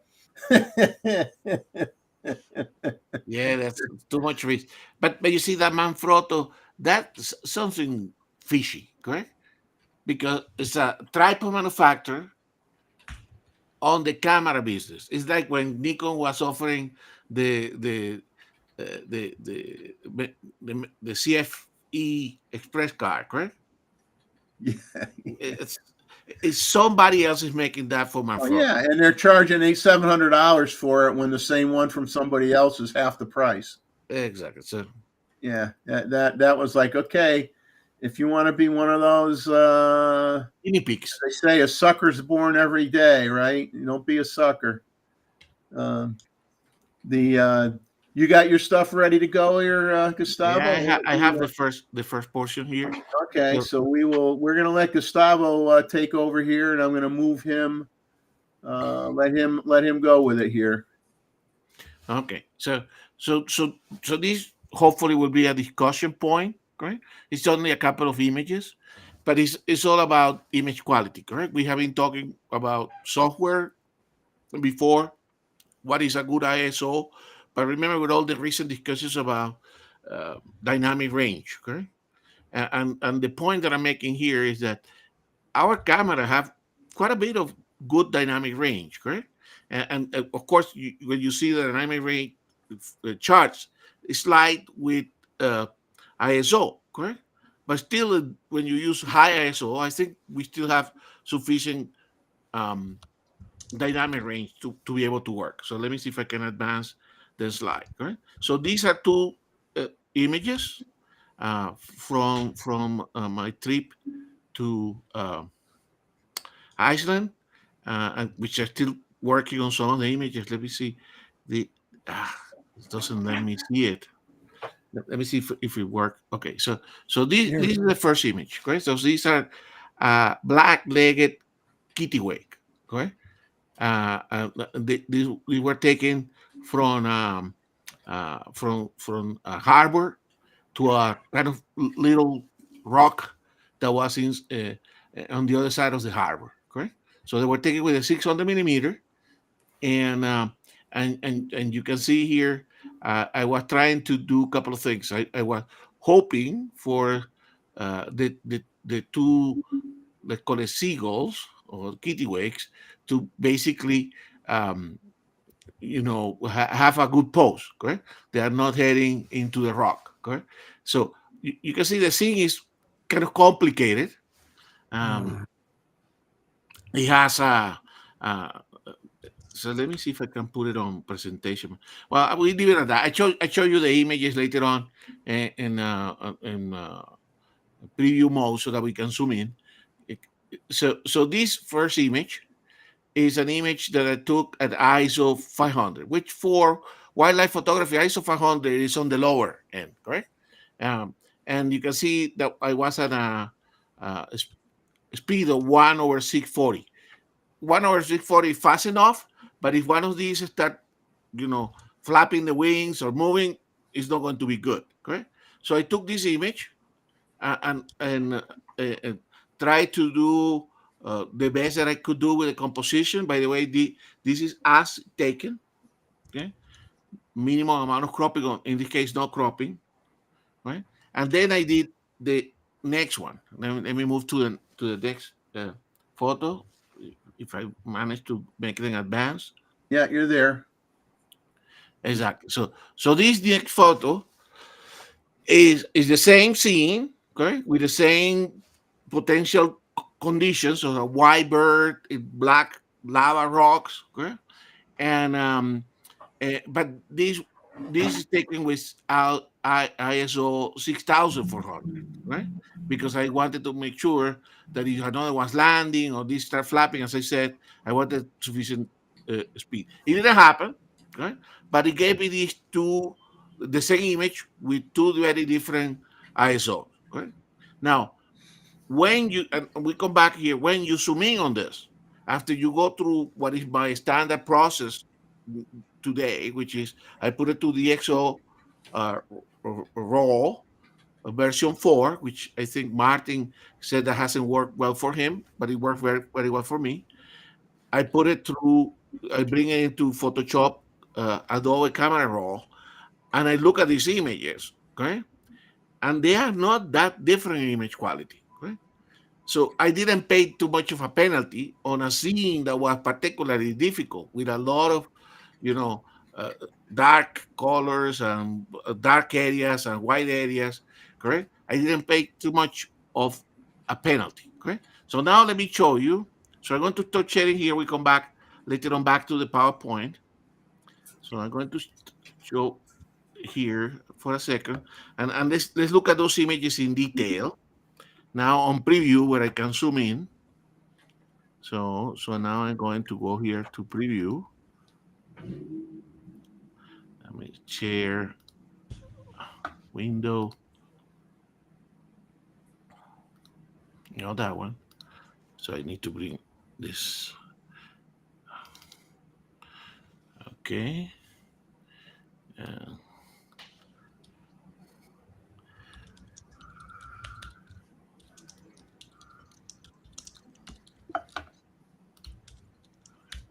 So now this is now hopefully a better quality image, and you tell me, Jeff, when you can. So let me so you can see here. Let me see if I can open it up a little bit and make it a little bit bigger, so you can. So in this image here, if we zoom in, let's try to see if I can zoom in. And I'm going to try to get into the amount of detail. So this is the ISO, I believe this is the ISO 500, okay? So this is the ISO 500, okay? I mean, you can see tremendous amount of image quality, correct? And that's what we should expect with our modern sensors, correct? But you can see the detail on the beak and around the eye, and in particularly on the what they call the feather detail, correct? And you see the details on the rock, correct? Now, if I go and we go to the other image, and we do the same, Right? This is 6,400. I went a little bit too far. Right? Perhaps just a little bit closer. I mean, these still have tremendous amount of detail. Fine. Looks fine. And I'm shooting here at ISO 6400, correct? Yeah. So the combination, so these sensors that we have, I mean, people complain, correct? But these sensors are fantastic, correct? I mean, the fact that you can see all this detail on that dark rock, correct?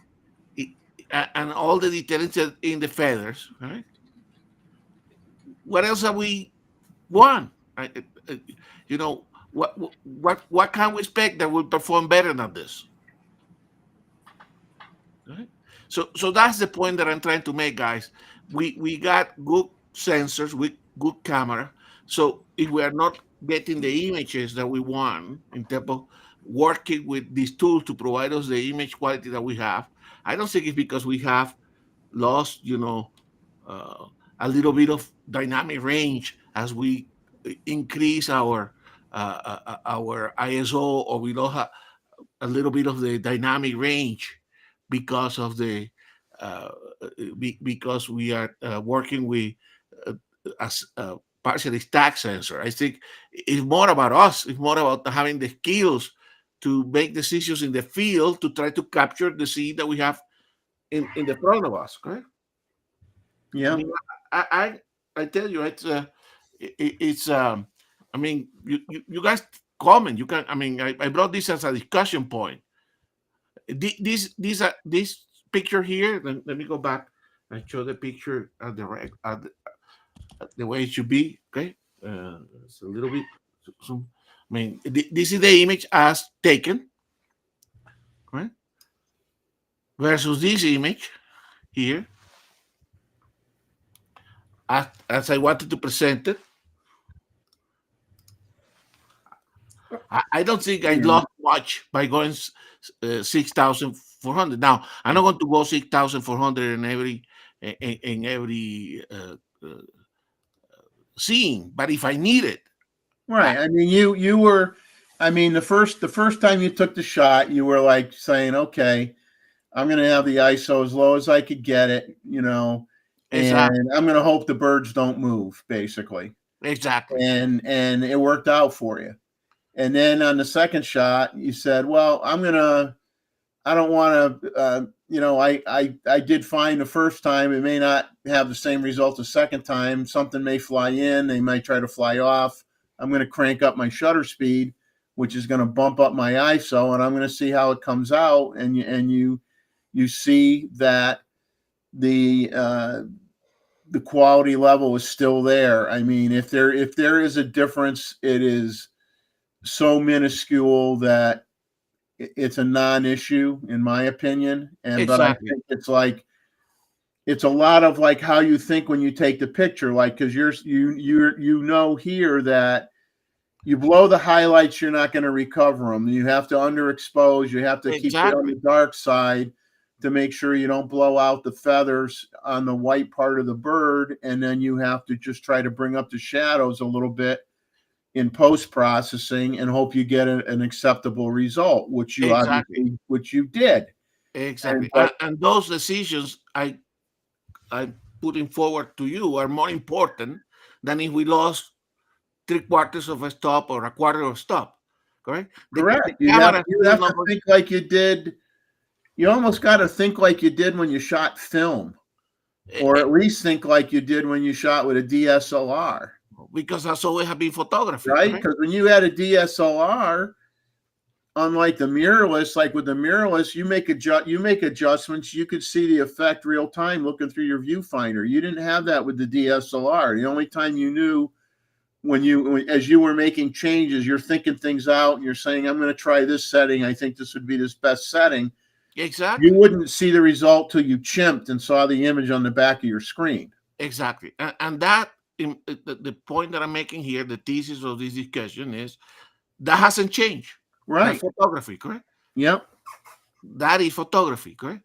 Yep. Those, for me, these two images I mean, they are not the same moment in time, but they are equally valid, correct? And I didn't lose anything going one to the other. I could have potentially gained an opportunity if the guy here start flapping or another guy comes in and land into the scene, correct? So I think we are able to. I mean, in the field, we shouldn't say, "Oh, I'm shooting this at 500. I'm not going to do anything else." You say, "Okay, now, like you said, Jeff, I tried the ISO 500. Now let me try something else, correct?" Yeah. Because a different opportunity comes, and this is a difficult situation in terms of dynamic. I mean, different in conditions, correct? Because you're shooting a white bird on a black rock. Yeah, and then the gray feathers, the grayish feathers on the bird are very much a similar tone to the coloration on the rocks. Exactly. Mm-hmm. Now, would that work with any scene? Probably not. But that's what you need to recognize. This was high. It was not too much contrasted. The light was relatively good in the shadow, but there was still a tremendous amount of difference between the white areas and the black area. Okay? So you try to do the same with the sun shining on this rock. Probably you will not get away as easy.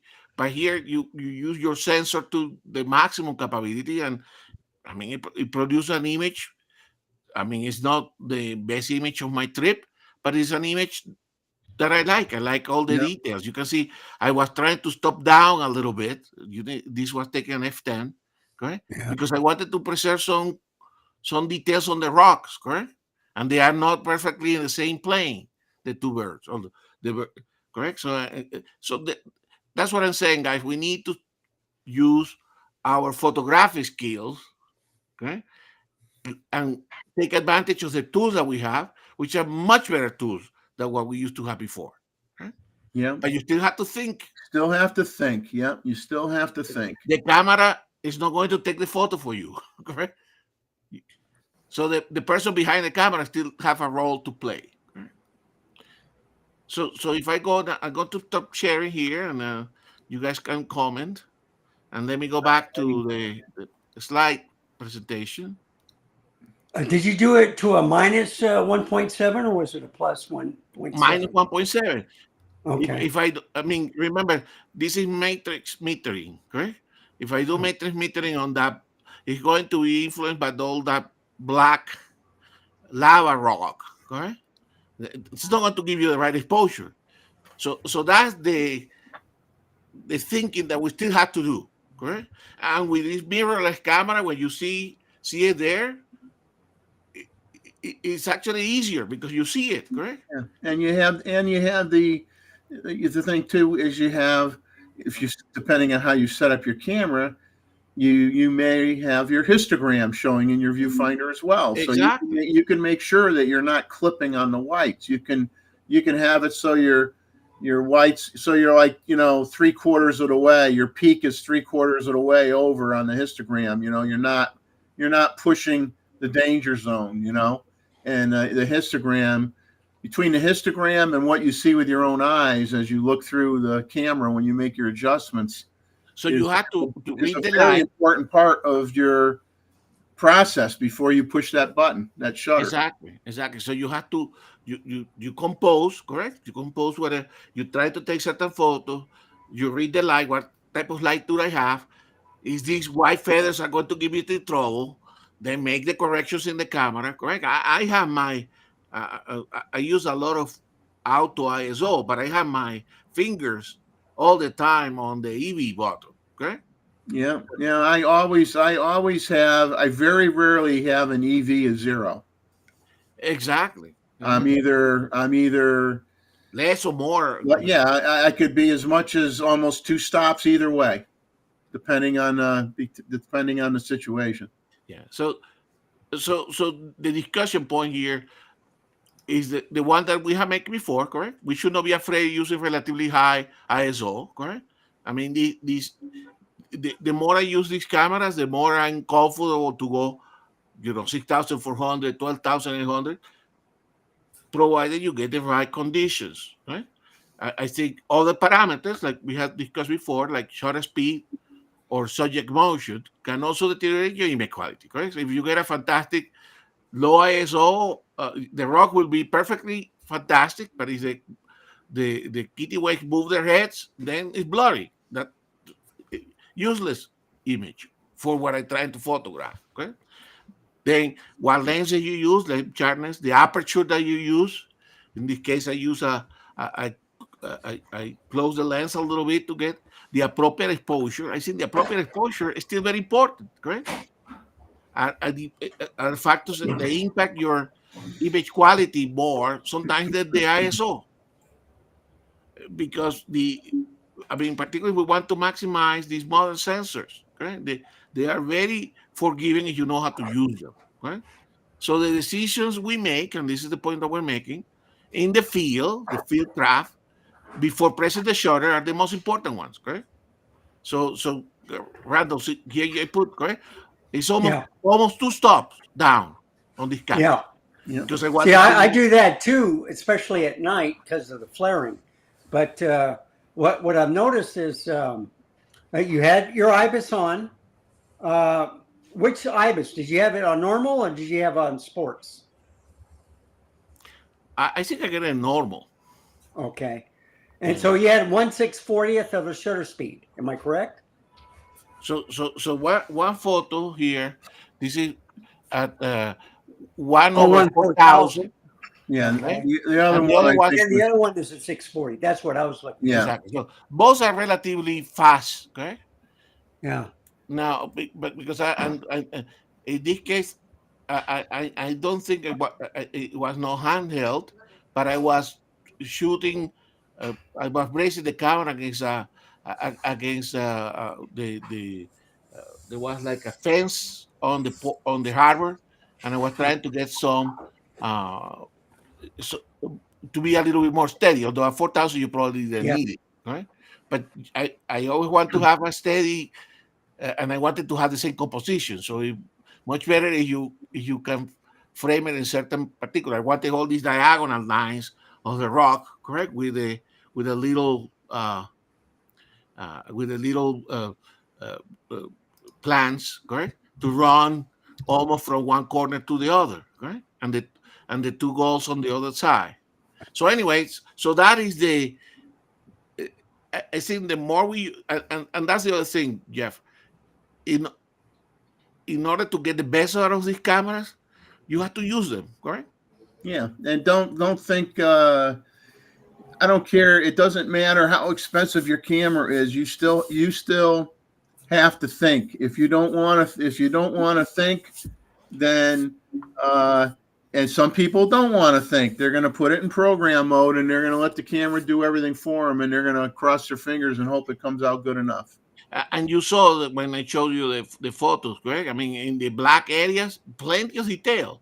Yep. So I think this camera have a lot of opportunity to get image with a lot of details, correct?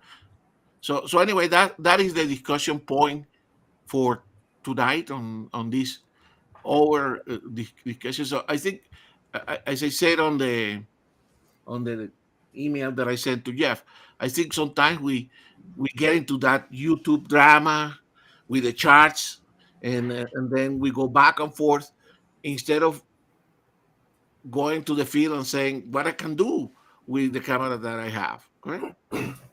Yeah, and some of that is you have to realize that you can get you're trying to. Some people think that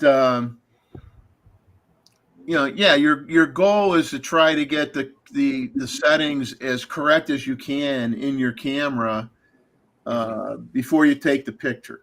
But the reality is, depending on your subject matter, when you're dealing with situations that are changing quickly, you have to make decisions quickly. And especially when it's shooting wildlife and nature is a lot different than having something setup where you're doing portrait photography, where you can sit there and methodically control your environment with your lighting and nail it perfect pretty much every time. You have to react quickly if you're doing sports or you're doing nature, you're doing things that move quickly. You're trying to get it into a window, a ballpark, where you know that with a minimal amount of adjustments in post, when you're done, you're going to get the image. You're going to get an image that makes you happy. Exactly, and there is always, you know, I mean, Roy's talking here about dynamic range, correct? And that he expected the C63 to have better dynamic range than C9. Yes, but you still have not. It's never going to be infinite dynamic range. You have to work with the dynamic range. You have to understand the characteristics of your camera and work with it. And my point here, these cameras have fantastic dynamic range. Yeah, and you can compensate. You understand your camera, and you understand your software that you use. That whatever software you use when you bring your image into it, you have to know how to use the tools in there to make the necessary adjustments. I mean, I'm always adjusting my blacks and my whites and optimizing my blacks and my whites, and I have my vibrance or whatever always set to a certain number every time. When I suck in my images, it gets applied to all my images, and I go in, and if I have to spend, I'm not going to spend literally more than 30 seconds on an image unless it's something super, super, super special. Otherwise, I throw it away. If I can't tweak it in 30 seconds or less, when I have 1,300 images to go through, I am not going to spend 10 minutes on every picture. If I can't tweak it to where I could print it and get a really good print, if it's not a once in a lifetime shot where I said, okay, I might have to spend 10 minutes on this one, I throw it away. And the other thing is we bring our bias, correct? Our old paradigms, what we learned before, and then don't realize that as the technology progresses, there is new opportunities, correct? I mean, ISO 6400 for that image quality would have been impossible almost a few years ago. No, and you wouldn't push when you processed your film back in the days. You weren't pushing it to 6400. Exactly. You were going from whatever 400 to 800 or 100 to 200 or whatever the case was, but you weren't doing those 6400. Exactly. So anyway, I used to push my film to 1600 and above. But then again, we're using high-speed film for that. But the whole thing is you got to know what your camera is capable of. Like 6400 is very common for me for the stuff that I do. And I go above it. I try not to, because when I shoot my Aurora, I want to have a 2-second shutter speed. And I shoot wide open, and then I adjust the ISO accordingly.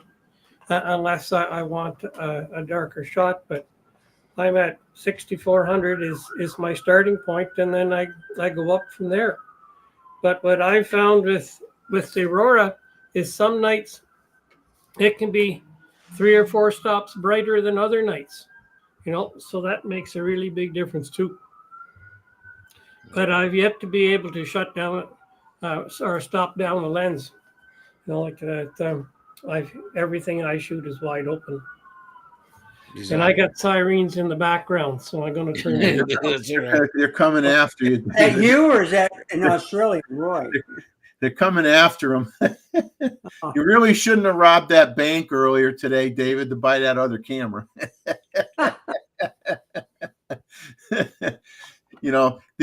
think I got an email from Nikon one day this past week. And they were showing some images. I think it was Tom Magnuson, who's a nature photographer. Yes. And he was showing some of his work on the Nikon it was on the Nikon USA website, and I'm looking at his settings Yes. that he's using on his camera. So he was taking pictures of, let's say, two bears standing up. They were not one was farther back than the other. They weren't like in the same field of focus type of thing. One was further back than the other. And a lot of his pictures that he took, which surprised me, he was very consistent on liking to use f13 a lot. And his shutter speeds were in the mud. His shutter speeds were like 1/400th of a second, 1/500th of a second. And which surprised me because these are still they may have stopped for that moment in time, but just like with your birds that you took there, they could be frozen there for that split second, and then you blink and one of them starts to run or whatever, and then he wouldn't have had the shot. But he took a lot of shots at f13, basically environmental portraits of whether it be bears or deer or what have you, and that kind of surprised me a little bit because I myself, I probably would have been I may have been trying to isolate the subject more, like have it so you could see the background, but I might have shot it at either wide open at f6.3 or maybe f8 or something like that, and I would have had a little bit higher shutter speed. But it was just interesting to see what settings he chose and trying to put my brain and think of how or why he used those settings. It worked. The results were good. It worked for him. No, he is one of the best, correct? Yeah. He is one of the best wildlife photographers of our generation here, correct? And you can see, I mean, his images are. He has. He used to have a gallery in the airport here in Denver. I mean, every time I go through the airport, I go to the gallery, and he has been doing this since the film time. So, these are mural size, photos, and they are all fantastic. I mean, these guys know what he's doing, and you can see. I mean, it's a lot easier. Yeah. Nowadays, right? Some of the comments on the DR comments in the chat here. We got to stop getting caught up in that game exactly with the dynamic range, because a half of a stop, 2/3 of a stop. You have cameras out there with dynamic range of 12. You got some out there with 14. You got, and I'll tell you that the guy has got the dynamic range of 12, and like Gustavo's been talking about with these images, if you understand what your camera can do and you understand what you have to do to get the result you want to get, you are going to get a picture that I would argue with the person who's worried about one stop or less difference in dynamic range is not going to find fault with that image that somebody took with a camera that might be 2 stops less than what they have dynamic range. So I think we're getting too caught up in the numbers. Concentrate more about the result, because the people are using a lot of cameras that have a lot of different variations in dynamic range. And yeah, it would be nice if everybody would I'd like to see it. I know Roy'd like to see it. I'd like to see 16-bit I think that is something that they should be trying to achieve in a full frame mirrorless camera. And that would be a great thing to have. But when you're splitting atoms here,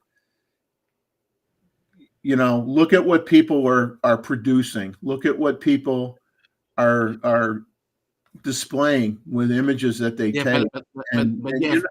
It's great. They're great. They're great shots. Calm down. They're great shots. You're not going to basically say, "Oh, I cannot do photography because I cannot shoot at base ISO. I cannot." Yeah. I mean, I don't sit there and say when I buy a camera and I go back in the old days and you go, "Oh, gee, this one shoots 7 frames per second and this one shoots 8 frames per second. Well, I definitely don't want the one that shoots 7." there are way too many factors. There are way too many. There are so many things, combinations of things that affect how your image is going to come out. And a lot of that, no matter how complex these cameras get, a lot of that is still things you have to have up here. Exactly. And know how to make the right choices. And if you make the right choices, and I'll admit, sometimes I take some pictures. I'll take some pictures some days or whatever, and I don't know where my head wasn't screwed on right when I woke up in the morning. And I'll take some pictures, and I'm like, "Who's the jerk that took these? These flat out things. They're horrible." And I have other times, man, where I have a day where I'm locked in, I'm focused, I'm locked in. The weather cooperates, the lighting cooperates, and I feel like I won the lottery. Okay, Exactly. so we all have our our moments in time. But Hello to Ron. We got Ronald Palmer's in here. He says he's now, we'll put him up here. He's now working the Tour Championship, and he says the Z63 is fantastic in all the changing fluid situations. exactly. I did. You can remind me, wasn't it like, was it 2 months ago? I had that spreadsheet I put up comparing the Z63 to Z8 and the Z9. Exactly. And if you looked at that spreadsheet, and I still have it, if you want a copy of it, you send me an email. I'll send you that spreadsheet with the comparisons of those 3 camera models, and you will be impressed with what, if you're a spec guy, you're I like what I see on paper guy, which is only part of the story, in my opinion. You will not walk away looking at the Z63 and saying that camera won't work for me. That camera will work for 90% of the people out there. No ifs, ands, or buts about it. It will work for 90% of the people out there. Exactly. But anybody, reminder, anybody wants that spreadsheet?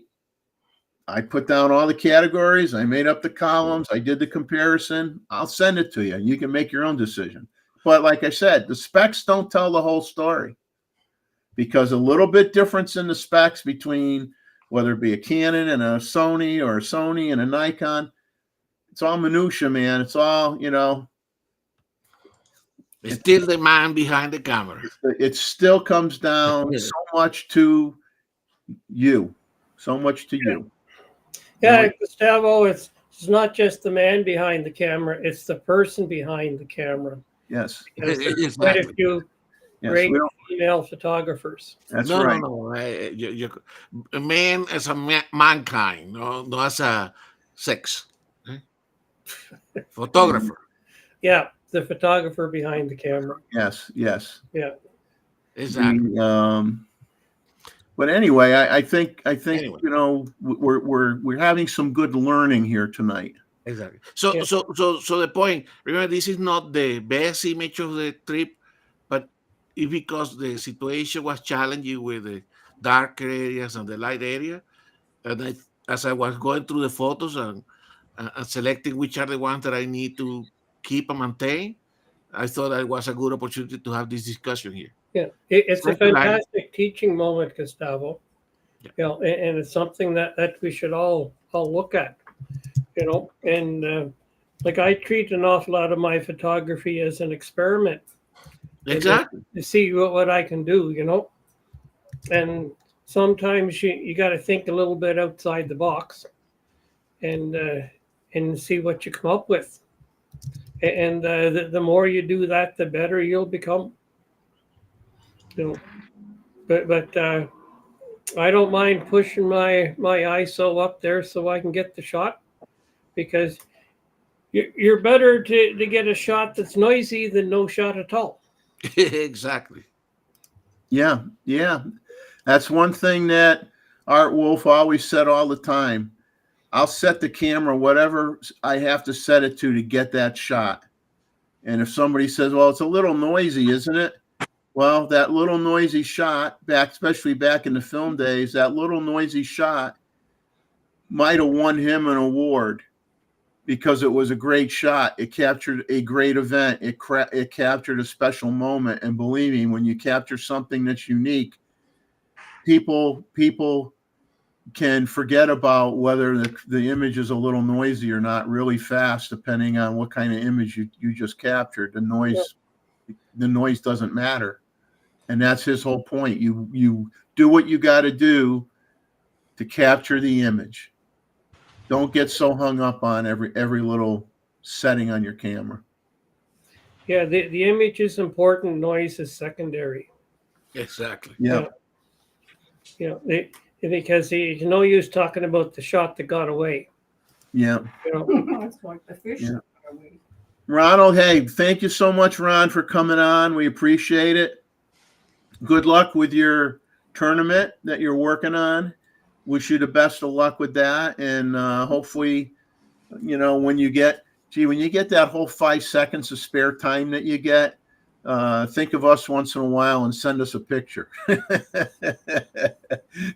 Because I know that you're just working your behind off all the time. And you do you're a pro's pro. We appreciate you spending 10 seconds with us. So thank you so much for coming on. And Sanjit, great to see you on as well. Same goes for you.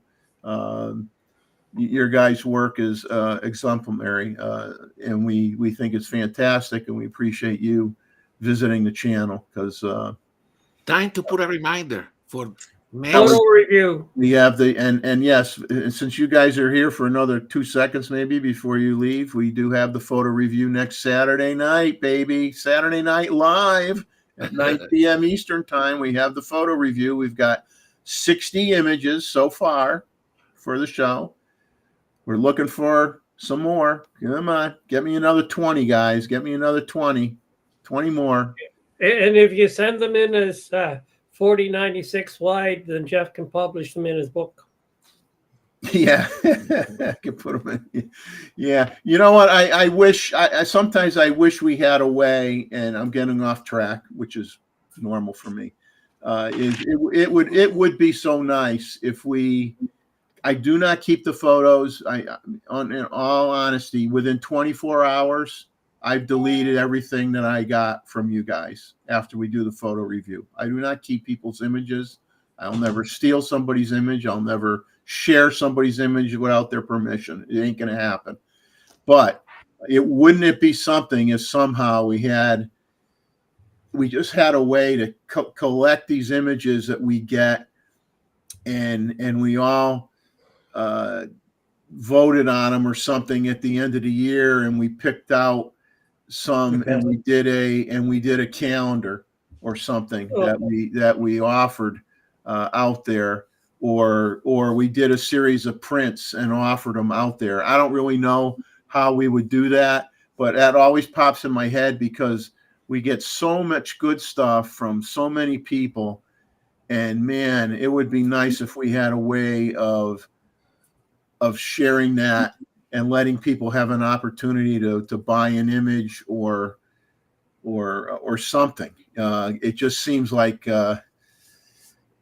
I feel we're kind of selfish that we're just sharing it between a small group of people here. That everything is so good, you'd like everybody to see it. Well, I don't know. I got to think about this some more. Maybe there's some brainstorming that's going to go on up here, and I come up with something that I can throw out to the world here and see what you guys think. Or we should all think about it. Maybe we could come up with some great idea here. There's nothing stopping us from cross-posting to Chuck's Facebook site, because then they're there for a long time, and then we can all look at them and we can all comment. Because some of the photography that he's got on there is really good, but there's not much put on there, and that's an option, and it exists right now. Except that you have to create a Facebook account. Yeah. No, but you're. I think it's a good idea, David. I think we need to find a way. But I like the idea of Jeff of trying to create something with our collective best images, right? Yeah. Because there is a lot of talent. And Jeff, you are in a privileged situation because you see the best quality, you see the photos in their best quality, correct? Because when you receive them. Yeah. Well, Oh, yeah. see, They're just blankety blank amazing. I'll let you fill in the blankety blank part. well, Jeff, maybe you shouldn't be so in such a rush to delete them, because what we can do is, as you review them, if you have lots of comments, you can put that picture aside, and that at the end of the year we can say these are the pictures that everybody commented on the most. And like Terry is saying in the chat, there's no Facebook for my images, and I can see that because as soon as you put them up on Facebook, Facebook takes ownership of them. Exactly. But Yeah. if we have them on Jeff's show or Jeff's book, then we have them there that we can look at afterwards, and we can comment. Like just save the best pictures for the Yeah. end of the year, or have a special I'm going to show. do some serious thinking about this, and I'm going to bounce some ideas off you guys down the road here, and we're going to think of something. We're going to think of something. All right. So let's move to the next segment, Jeff. So the next thing is I'll go to a few. First I got to grab something to drink. Okay. I'll be right back. Oh, and I think I got to let my dog out. So you guys create a topic for a few minutes. I think I gotta let her out. And I gotta Put Gustavo in the middle before you go. Gustavo in the middle here. The man in the middle. Isn't that a song? The man in the middle or something? Oh, okay. So I didn't see your deer tonight, Gustavo. They were around there. They were. Yeah, maybe I just missed them. No. So while we're waiting here for Jeff, so I finally got the 14 to 30 F4. Yeah. So Yeah. after, Okay. I like that. Yeah. yeah. So I think for my next trip, my next outing, if I do some landscape, I thought that since you're always stopping down, correct, and that lens is more compact, so I followed the advice of some of you and what I read in the internet. So I got it. I have been testing it a little bit. I'm quite happy. It seems to be a good companion to the 24 to 120. Yeah, there was Hudson Henry. He did a show on his stuff that he uses for astrophotography, and he was going on that for 7 years he carried around the 14 to 24 F mount, and then he bought the 14 to 30, and then then the 14 to 24 was retired, and it wasn't, and he had it for a while, and it wasn't until the new 14 to 24 came out that he retired the 14 to 30, but he still uses the 14 to 30 because it's a lot lighter and fits in his bag better. Exactly. So I'm certainly maybe for astro, when you need to allow more light, I would defer to my 20 millimeter 1.8 and stop it down just a little bit. But for landscape, all these landscape, you have foreground, middle ground, and foreground. You are trying to you're always stopping down. You're F11, F16, right? Yep. And therefore this compact lens. That's more important. Exactly. Because you're not shooting wide open, and but I find with my primes, like I got the 20 and the 24 Nikkor, the Z mount, I shoot them wide open. Yes. And it's I picked up two Laowa lenses. I got a 12 millimeter F mount and a 15 millimeter Z mount, and the 12 is a 2.8 and the 15 is a 2, and I shoot them wide open, and they're great. No, and sure, indoors or for sure I would shoot them wide open. But for kind of proper landscape. The only thing that throw me off a little bit is the fact that because that lens is so compact that you have to basically open it up before before it'll work. But their before it camera will will work. tell you that you And didn't. it tells you there, correct? Yeah. Yeah. Yeah. There you go. Exactly.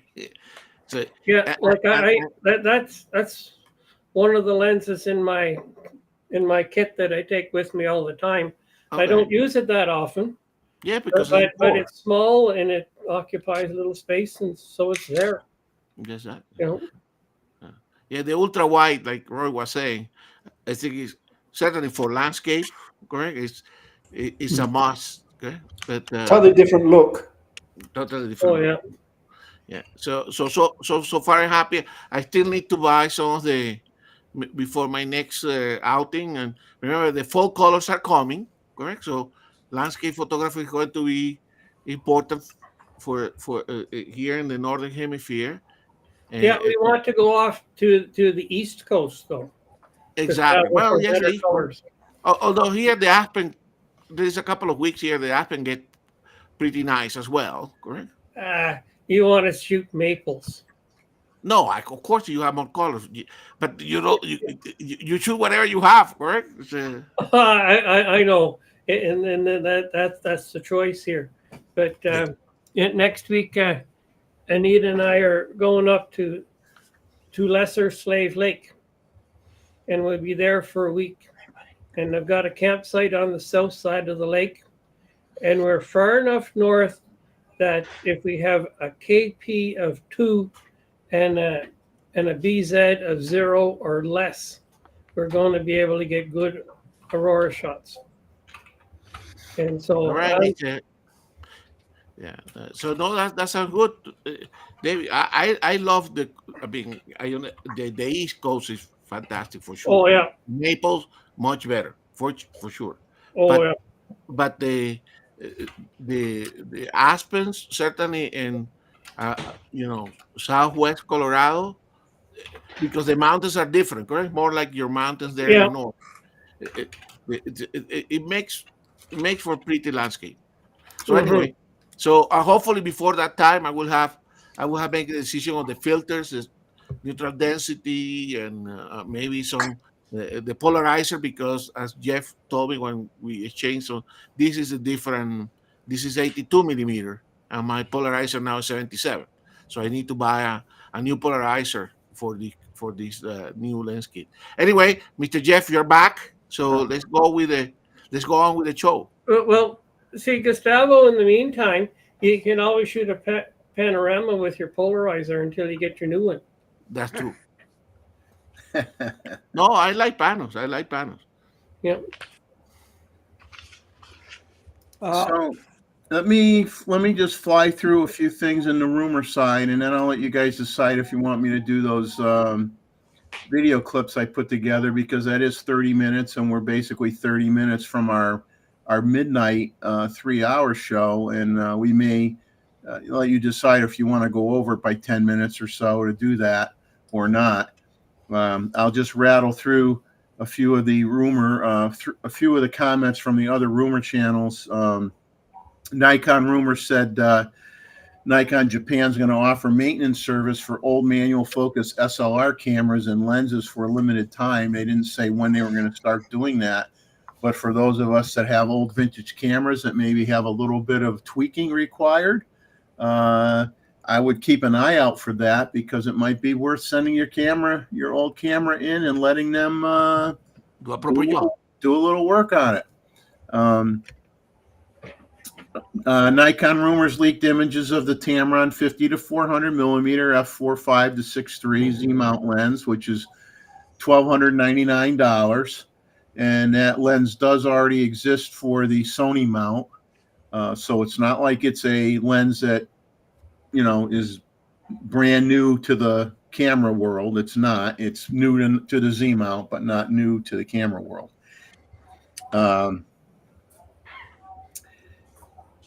Boy, yeah, I do got still a few things to share here. Boy, oh boy, oh boy. Sony officially announced their 85 millimeter f1.4 GM2 version 2 lens.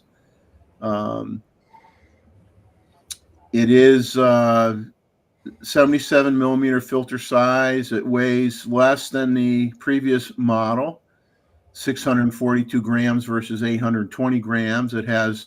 It's narrower, physically narrower than the original version, and its autofocus is faster and quieter and has better bokeh. So if you had never bought the Sony 85 1.4 GM, the original one, and you held off, then lucky for you, you can now buy the new and improved version. There's 3 E-mount Chinese autofocus zoom lenses under development. They're assuming it's Viltrox that's going to be doing that, but that's something in the works for Sony. And this is all from Sony Alpha Rumors that I'm reporting on here. They had an article on how smartphones have wiped out cameras. Camera shipments, we all know that anyway. Camera shipments dropped by 94% between 2010 and 2023, wiping out decades of growth, mainly driven by the drop-off in digital cameras with fixed lenses. So basically obviously the point and shoot cameras basically disappeared off the planet once cell phone camera phones came out. In 2023, it says SEPA members shipped just 1.7 million cameras with built-in lenses, down from almost 109 million in 2010. That's like nuts. That's insane. According to Yodobashi, which is, I guess, a Japanese retailer, more than half of the top 10 best-selling cameras are APS-C. And this is where, my earlier discussion point saying maybe Nikon should pay a little more attention to that market. If half of the top 10 best-selling cameras are APS-C, maybe you need to do something to get more in the game. On Fuji Rumors, let's see if I got anything there. There's a Fujifilm X-M5 that's going to come out. That's going to have a film simulation dial on it like the X-T50 model does. Some people absolutely hate that dial. Some people absolutely love that dial. It's not like you did not have the film simulations in the camera before, but they were buried in the menu system. You had to go through the menu system to get at them. So some people are arguing, well, now that those film simulations are on the outside dial, it's kind of like more visible to your eye. It's like right in your face, and you tend to use the simulation modes more because you don't have to go into the menu system to do it. And I'm sure there's some truth in that. What was interesting that they're on the Fuji website, there is a long interview with Fujifilm's manager Victor Ha with Cine D. David's going to be back with us in a second. So I'm going to summarize some of the things that were in this YouTube video because there's a few comments that I think are worth sharing with everybody that's on this chat.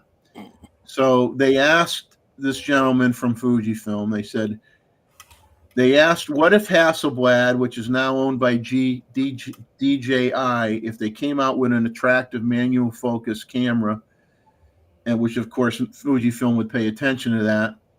And he said he hopes the competitors come out with tools that challenge their tools. This is coming from the Fuji guy now. He hopes that the competitors come out with tools that channel their tools.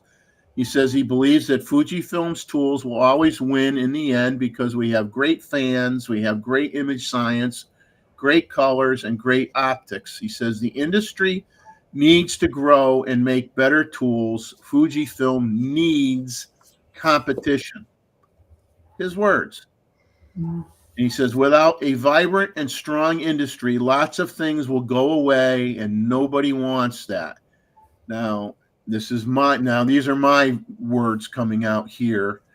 I myself have always stated on the show that I don't want to see any camera company fail. I've said that dozens and dozens of times. Exactly. I'm glad to hear someone in the industry who actually has some say feels the same way, saying the same thing. Competition drives innovation. That's the bottom line. Competition drives innovation. So that's why, unlike some people out there, and you know who you are, some people out there who were gleeful at one time, absolutely gleeful that when you thought Nikon was going to go belly up, I will never wish that on any camera brand. Exactly. I will never wish for any camera brand to fail or for any camera brand to be driven out of business, because I believe, as he does, competition drives innovation. The minute you get rid of competition, there's no need for the guys that are left to bother doing anything better anymore. They're not going to be driven to do it. They don't have it. They got you by you know what. They've got you as a captive audience. They're the only ones left. They're the only game left in town. And if you want something, you got to get what they put out. And if you don't like what they put out, then, you don't have a choice. You don't have an option. You need good competition. You need to have a lot of players in the game. And we have collectively, I think we all agree on that. And we have said that all along on this channel.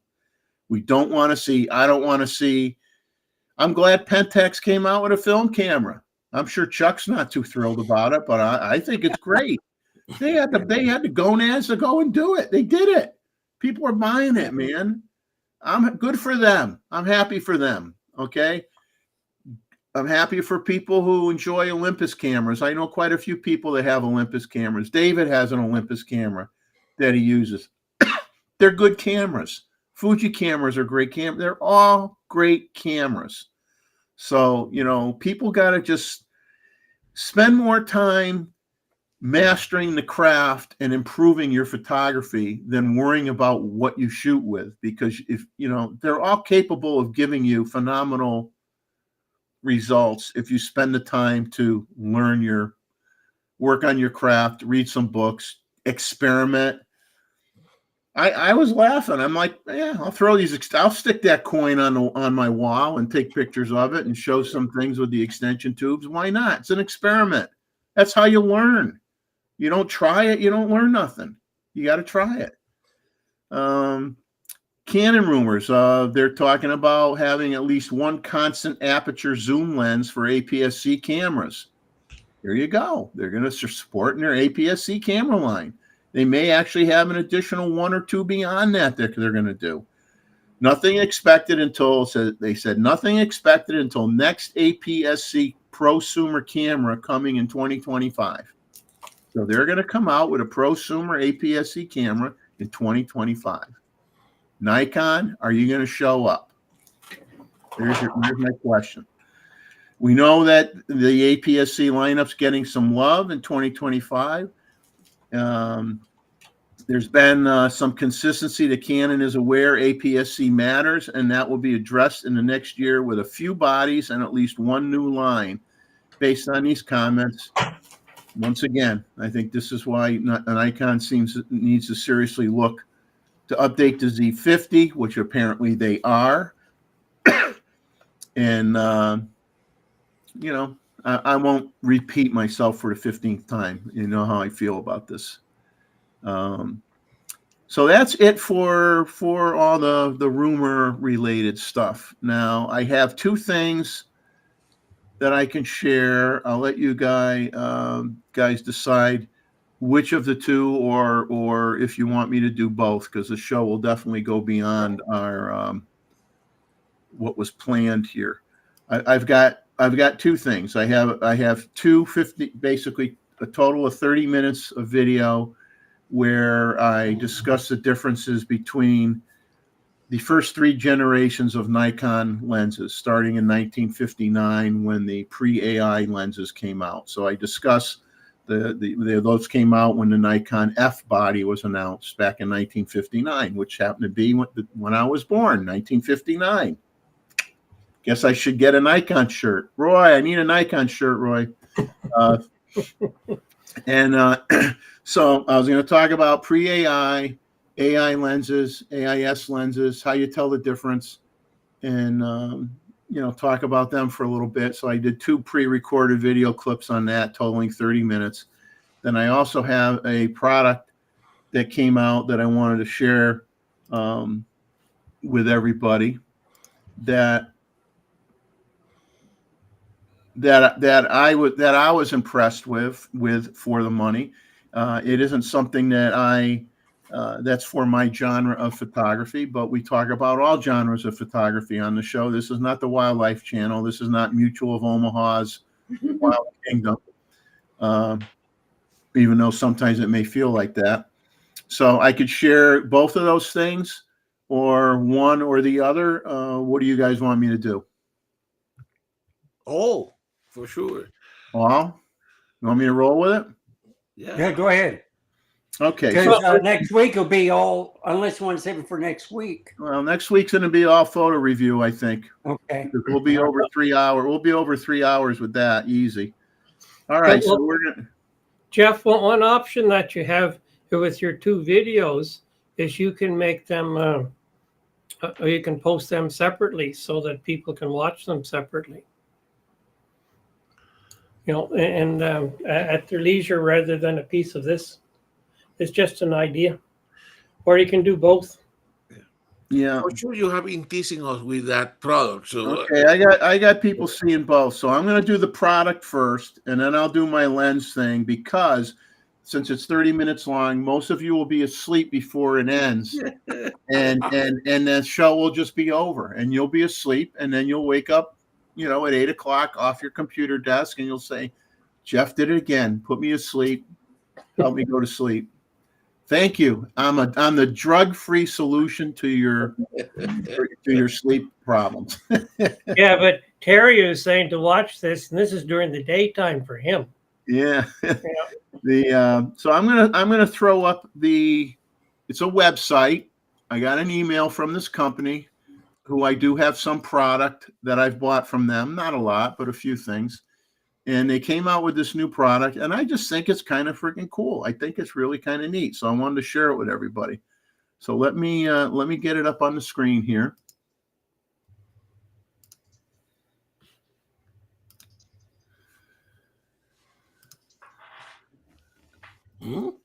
So Westcott came out with let me see if I can get the video to show up here. I don't know what you see at your end. I'm going to have to see if. Yeah, we can see it. Okay. Are you going to mute the sound, or are you going to play it, or? No, I'm going to play it. Okay.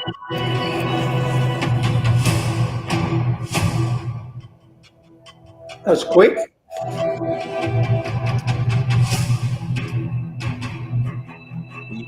you have to exit the full screen, Jeff. What's that? Exit the full screen. Oh. There you go.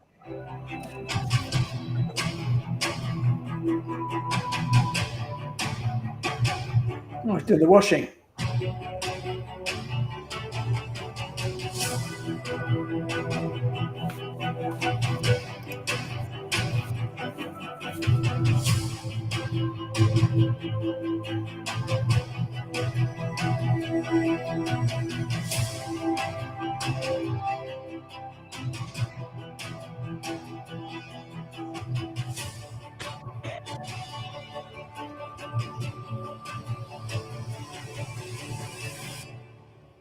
Wow.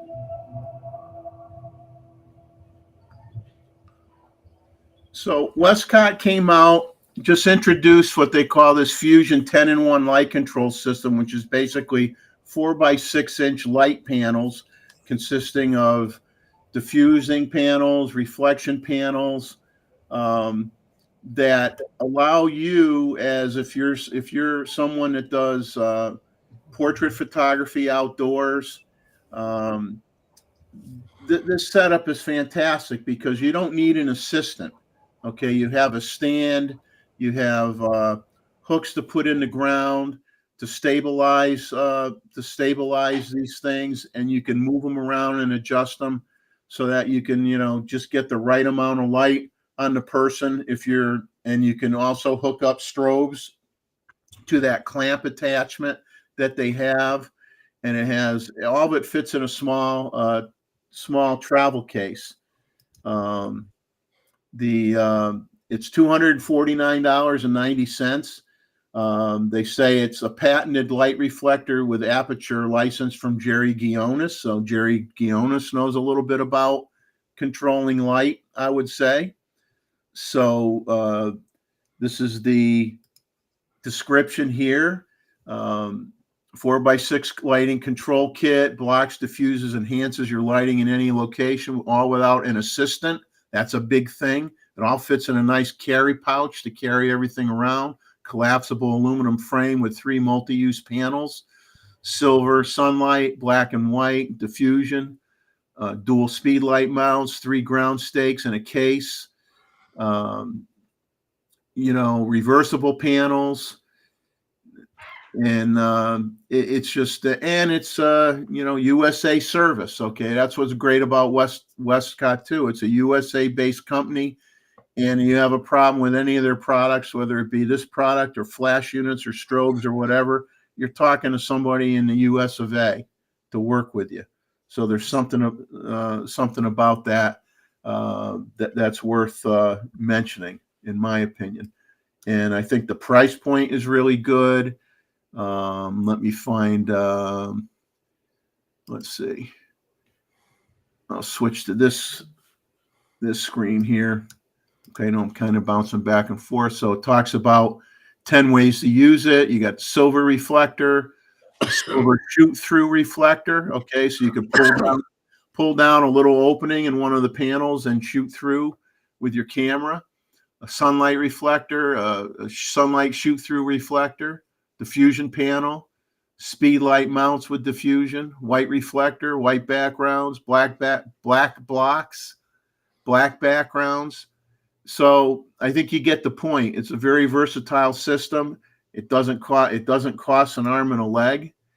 And to be honest with you, if I was someone looking to make a few dollars doing portrait photography, especially down here in the beach areas or under the piers and things like that, where you have plenty of light, you put the person underneath, say, one of the piers, and you can use one of these diffusion panels and put enough light on them without having to use a flash.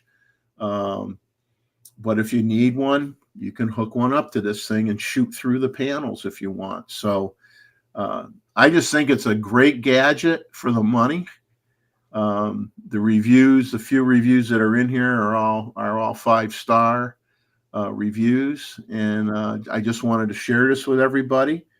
And, it looks like a good product, but I tell you, the only thing that will be a concern is the weather. A little bit of light, wind, and then you have you lose the advantage of not having any helper, correct?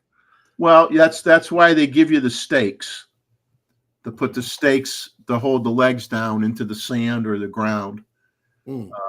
So you might not have seen that in the video because did you or did you not? No, I saw that there were some. Okay, because I don't know. Remember, you had me shrink it down. I don't know what you saw or didn't see. So we missed like the first 5 seconds. Yeah. Okay, you didn't miss much in 5 seconds. Exactly. But that's pretty much it. I just wanted to share that with everybody. I think it's a product for those that do, because I'm actually hoping they come out with one that similar idea. I might actually write to them. It would be neat if they came out with one with smaller panel sizes. Let's say a 3x3 panel or something that you could slide up and down that device for macro photography, because you don't need a 4x6 panel when you're shooting on a flower or something. But it would be nice to have a stand that you could set up and move a smaller section of a panel, diffusion panel or whatever, up and down. as needed, and not have to have somebody hold it for you, because your only other option is if you're in a place that lets you use a tripod, you can have that, they call it the plamp. I don't know if you guys remember the plamp, which is you could hook it up to your tripod, and then you can clip one of those round diffusion panels on the end of the clamp, and it's bendable, and then you can, adjust it to, for your macro, your needs, and use something like that. But this, you wouldn't have to clamp anything. You could just set it up next to you, and, I don't know, but I mean, I wouldn't use one this size for that, but if they had something that they made that was smaller, and maybe that's something they would think about doing. But I think if you're doing portraits, like I said, if I'm at the age now where I'm not looking to start a business and make money. I'm retired and I want to stay that way. But if I was 20 years younger and I wanted to make some extra money, I would definitely, invest in some strobes, invest in something like this, and make some money on the side doing some portraits. I mean, that would be fun to do. So for those of you out there that are into that, that might be a product that may appeal to you. So I just wanted to share that with you. It seems to be, I think Chuck was doing this when he was shooting his portraits. He'd have his camera on a stand, and he wouldn't be looking through the camera when he was taking pictures. So you could always have a remote on your camera and hold the reflector separate, so you can be your own assistant. Yeah. Wasn't any, Jeff, having a diffusers that you can use outdoor? I mean, it's diffusers are fantastic for controlling the light, correct? Yeah, I mean, I have like 2 or 3 circular ones that have, the different colors, have the gold and the silver and the diffusing part and all that stuff. But like I said, I can't hold it and do it at the same time, and I can't use a tripod where I go, so I can't use the plamp. I would have to have somebody with me to hold it and say, "Oh, move it this way, move it that way," Bob, that's what you should do with Bob. Bob, I'll tell you what Bob would say to me if I can't show the proper finger movement. Well, if I asked him to do that for me, it would not happen. You're trying to tell us that you got extra fingers that you don't need to show us what Bob would do? Yeah. Well, I'd have to remove a few fingers. So now I'm going to share with you two movie clips, and hopefully I can. Sorry, Bob. Sorry, Bob. Bob will find it funny. He'll know what I mean. Bob's probably gone to bed.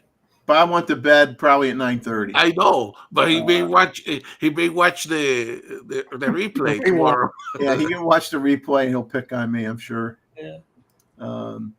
Have we got a job for you, Bob? Yeah, Bob, we need you to bump off Jeff. Oh, we got 2 Jeffs now. We got 2 Jeffs. So this Jeff, this is quiet Jeff. Sad. This Yes. is sad Jeff. All right, so let's see if this works. So we're going to start with this video clip. Hello, everybody here on the live stream tonight. I decided to do something a little different to fill in the gaps, provide some hopefully useful information for people who have old Nikon gear or want to acquire old Nikon gear and maybe some of the old manual focus lenses to use with their Z-mount cameras with the FTZ adapter. So I'm going to talk about the first 3 generations of lenses, the pre-AI or non-AI lenses, as they're called, which were the first lenses that came out in 1959. And we're going to talk about the AI lenses and the AIS lenses that came out after them. And AI stands for automatic maximum aperture indexing. So for those of you that want to know what the AI part means.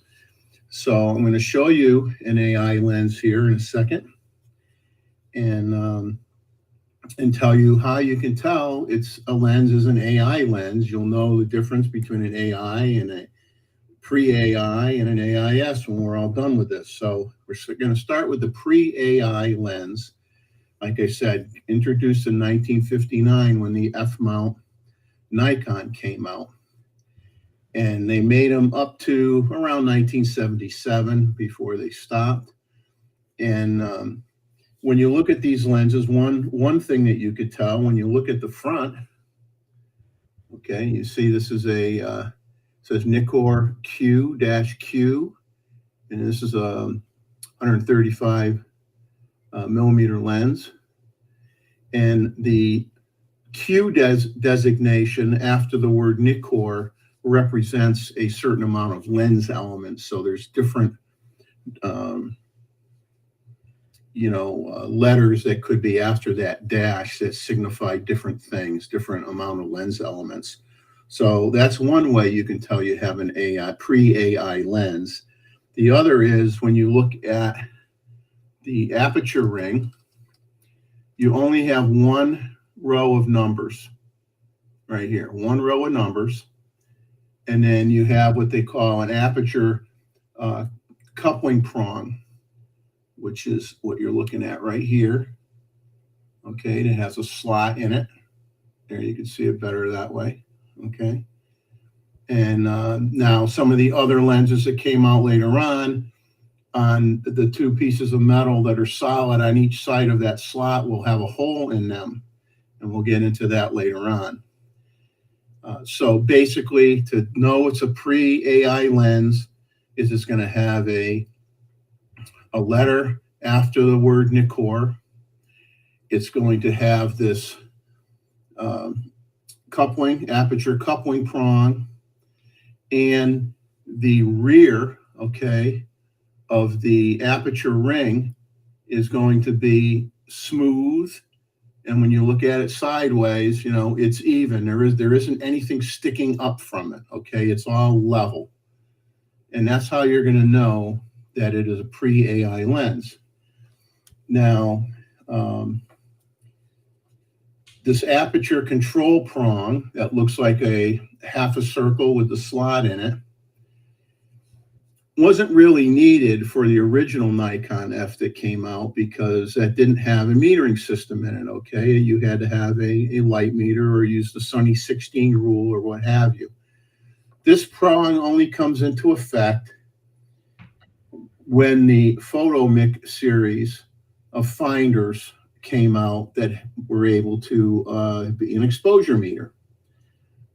So this was used to couple with the camera body because the camera body needed to know, had no way of knowing when you put a lens on it, whether wide open at the widest aperture, whether it was an f1.2 or an f2.8 or an f4 or an f5.6. So this coupling prong mated with a mechanical lever that was on the body, and that way the camera would know what the aperture was on any lens when it was wide open, and it needed to know that to give you an accurate exposure information. Now, so in a nutshell, it connects the lens diaphragm to the metering mechanism. That's the best way to describe it. Now, these lenses, in reality, any of these pre-AI lenses, I would just recommend you use them for F-mount, the Nikon F camera body. Can you use them on a FTZ adapter? In some cases you can. In some cases there's an interference problem depending on the lens you choose. So unless you're willing to spend the time and do your homework and be 100% sure that you're not going to damage anything by using a pre-AI lens on your FTZ adapter, or for that matter, using your pre-AI lens on other Nikon bodies, I would just use it for what its original intent was, because There are a few other bodies, like the F4, which I'll show you in a second. You can use the lens, but it has some restrictions. It may require you to flip up what they call a coupling tab next to your bayonet mount prior to attaching the lens, otherwise you'll have some damage. But first I'm going to show you one of these lenses attached to a Nikon F body. So let me just put this one away.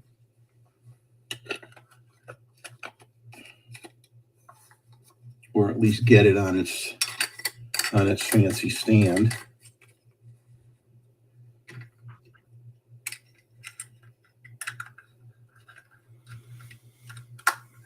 You'll like the case for these. You know, you didn't have a lens cap. You had this big base. And then you had a piece of styrofoam. And then you put this down and tightened it up. And then that was how you protected your lens. Actually, pretty good idea. But here's another pre-AI lens mounted on a Nikon F body with the Photomic assembly finder on it, you know, for automatic exposure, okay, for metering. And so when you take the lens off, you know, push the button like you would on most cameras, and you pull the lens off, and you say, okay, no big deal. But here's the prong that we talked about. This is a different lens. And you can see on the camera here, this little lever up here that has a pin. Okay, it has a pin hanging down on it. That pin is what is going to engage with that coupling prong. So when you put it on an F-mount body, you know, you line up the dots as usual, you mount it, but then you have to rotate your aperture ring counterclockwise first and then fully clockwise, and then everything will mesh and get, I don't want to say calibrated, but get set up so that your metering system knows what the widest aperture is on this lens. And if you look at this top uppermost part just above the lens, it has different numerical values, and it has like an indicator bar. And this one says starts at f1.2 and goes to f5.6. So there's a red line slightly beyond the f2.8 because this lens is an f3.5 lens. So you verify that what is indicated on the body agrees with the widest aperture on the lens, and then you know everything is synced together, and you're going to get proper metering. So I would not, like I said, I would recommend personally just buying the AI or the AIS lenses, which we haven't talked about yet. Use them as manual focus lenses on your, using the FTZ adapter for your Z mount, or using them even on your other Nikon bodies. Now, the problem I told you about with the coupling tab, this is a Nikon F4. I can put an AIS lens on this camera. There's this coupling tab right here, little metal tab. Now, if you left that in that position and put a pre-AI lens on this camera, you would damage it. And some Nikon bodies have this tab that can be moved so it's out of the way so that you can put a pre-AI lens on it. So there's a little release button. It's kind of hard for me to do it while I'm talking here, so I'm just going to show it to you after I release it. There's like a little button that you push, and then you can move the tab back so there's no interference when you put the pre-AI lens on, and then when you're going to use a different lens, you just snap it forward and it locks in the forward position, and you're all set. Okay, so it gets a little complicated using the old lenses on these bodies, because all the bodies are set up a slightly different way, and some might be able to use the lens, like in this case with the f4. In other cases, you wouldn't be able to. So just use the pre-AI lenses and be very cautious about it. And obviously, there's no issues using them on the original Nikon F. So that's it for that particular style lens. And then I'm going to do another clip here where I'm going to talk about the AI lens next.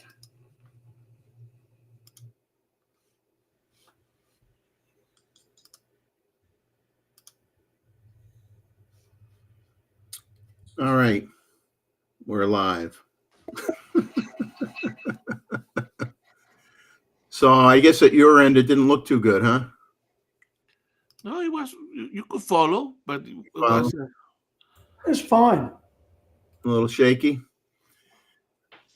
Okay, so now I have the part 2, which is the AI and AIS lenses, and then I did leave out a few things on like one sentence I'll have to throw out after the video to cover something I forgot to mention in the video, but that's like a whole 30 seconds or less of talking.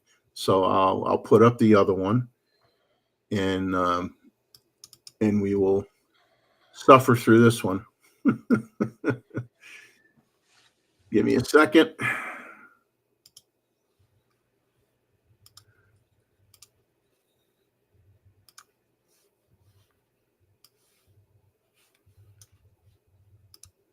Yeah, Iris, that guy looks familiar, unfortunately.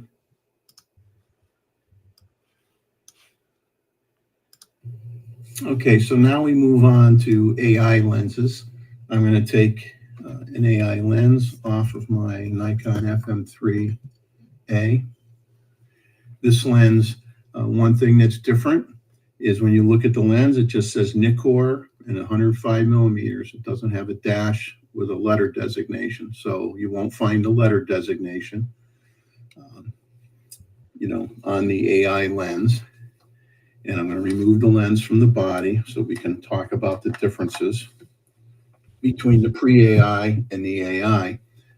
Now, these lenses were made, show it to you this way here. These lenses were made between 1977 and the mid-80s. 81. And they introduced what they called automatic maximum aperture indexing. So this informed the meter, same idea as the pre-AI that had the aperture coupling prong, and you still have an aperture coupling prong on this lens. You notice that the holes on the prong on each side. So that's a difference there. So the prong is really here so you could use this lens on a Nikon F camera body, backwards compatible. But for a camera that's meant to be using the AI lenses, you didn't need this prong, because instead of this prong engaging with the exposure photonic series of finders, the exposure meter type, you didn't need to do that with the AI lenses, because as you can see, when you look at the side view, let me try to get a good view here. Might be okay. Here you can see like a bulge here, something sticking up. So this is the bottom of the aperture ring. So you have a raised portion here, and you have another raised portion. Let me get it. Yeah, you got a large raised portion over here. Okay, so that's what they're using now to let the meter know what your aperture is, how things are set up with your lens. Okay, and this is only used for the older cameras. So that's a big difference. Okay, the the back of the aperture ring is not smooth and the same height all the way around. Okay, and so the also another thing that tells you, like I said, you don't have a letter designation after the word Nikkor. You have the raised portions now on the bottom edge of the aperture ring. And when you look at the aperture ring, you have two sets of numbers now. You have a series of f-stops above the aperture coupling prong. And then you have another set of equivalent f-stop numbers, the same numbers that you have above here, in a much smaller size. And these are all white, okay? Whereas the maximum f-stop of f22 is going to have a color on it. So f22 on this lens, I don't know if you can see it well, is yellow.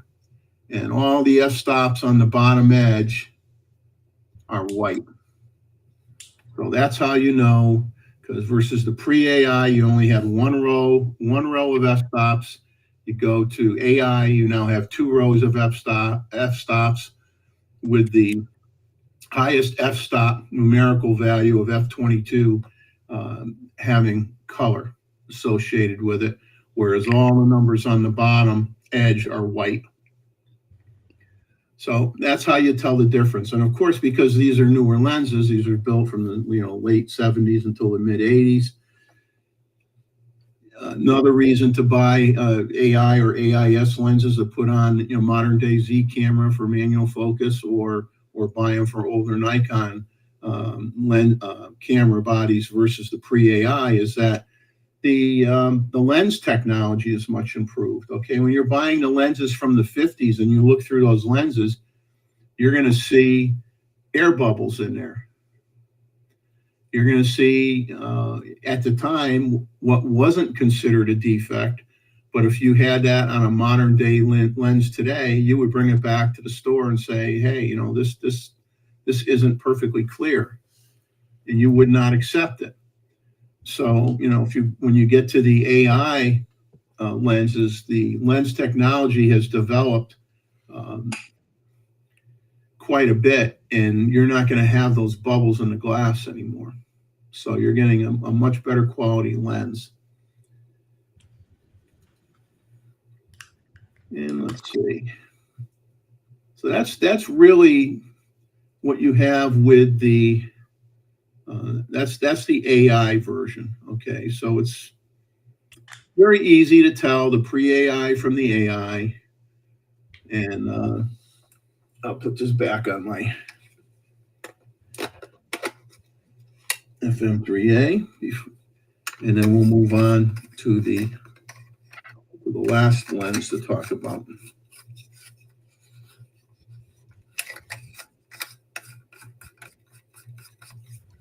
So bear with me. I just want to protect everything in case my killer dog bumps me or something.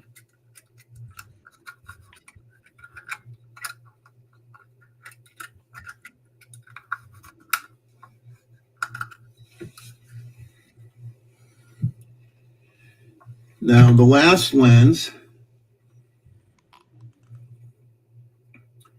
is called the AIS lens. So this one here is a Nikon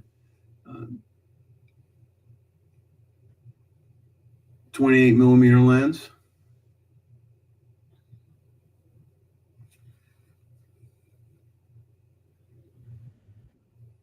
Okay. 28 f2.8.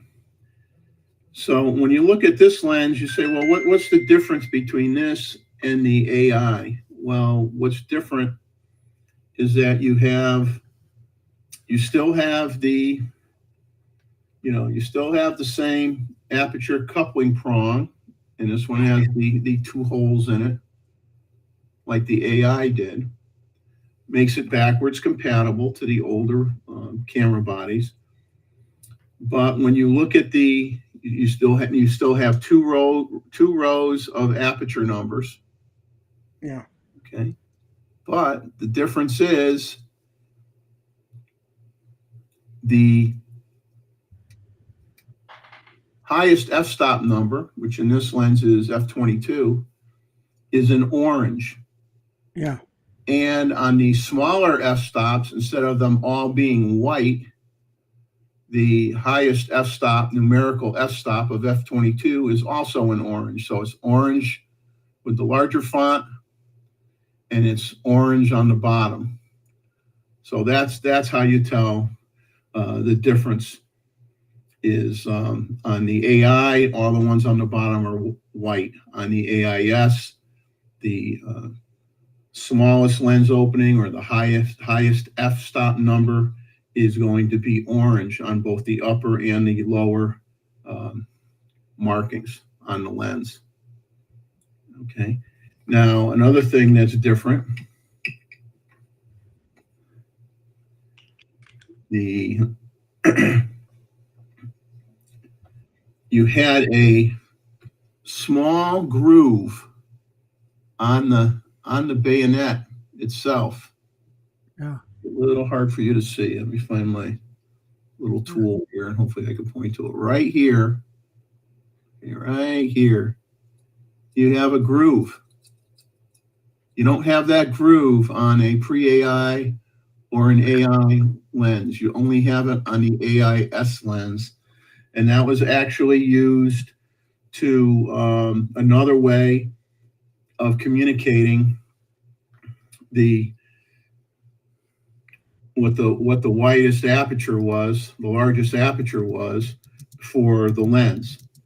It was communicated on your camera, on your bayonet mount. And what I'll do is I'll take my lens off my FM3A because it can read it that way.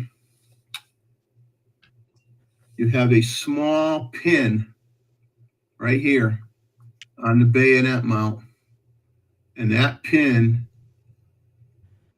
will get, pushed in from that groove. Okay, that's on the bayonet mount itself. Okay, it's right under this finger. You barely see it. See the groove? Yeah. There we go. So when you put this lens on there, that's gonna push on that pin and provide the information. But if there was only a few camera bodies that had this pin. Okay, so if you did not have a camera body that had the pin, it wasn't the end of the world because you still had the raised portions on the bottom, okay, of the aperture ring. Okay, you can see it here, raised part. You had a raised area here. Okay, there's a nub over here, small one, and you got a large one up here. And then for backwards compatibility, you still have your old faithful aperture coupling prong. Now, a lot of the AIS lenses were really, really good quality lenses. So personally, if I was looking for, and this thing is smooth as butter. This one is, like I said, the 28 millimeter, and this focus ring is like so smooth. It's well dampened, it's not going to move on its own, but it is smooth as silk. So personally, I would get AI or AIS lenses if I'm going to put it on a Z-mount camera. And if I had a choice between the two, I would get, for the most part, the AIS. Now, you could go on the internet, you can look up each series of lenses had a handful that were considered phenomenal lenses for their era, and you can you may end up with a mixture of AI and AIS lenses to put on your FTZ adapter to use on your Nikon ZF or your ZFC or whatever model you want to use it on. And that's about it. So that's how you tell the difference.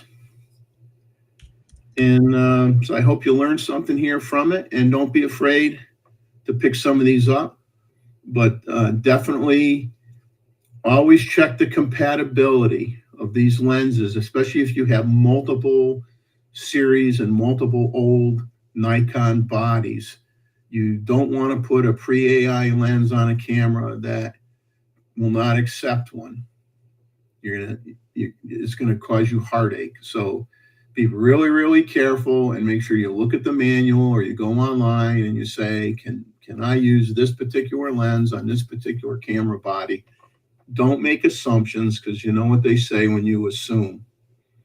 I'm not going to spell it out for you because you all know what it means. So that's it. And we'll continue with the show.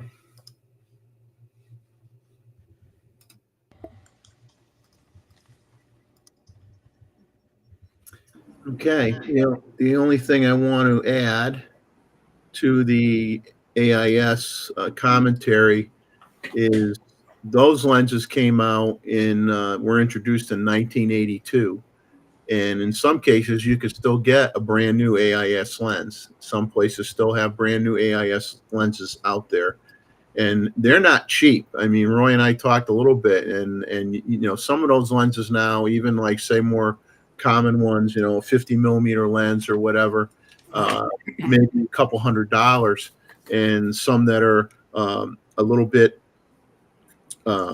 say an 85 might be $400 now. So the prices of some of these used Nikon lenses have gone way, way up versus where they were before. And the scalloped area, let's see, they called that they renamed it to an aperture index shutter system, is what they referred to with cameras, lenses that had that little scallop in them. But basically that's everything on those three series of lenses, and the lenses that came on.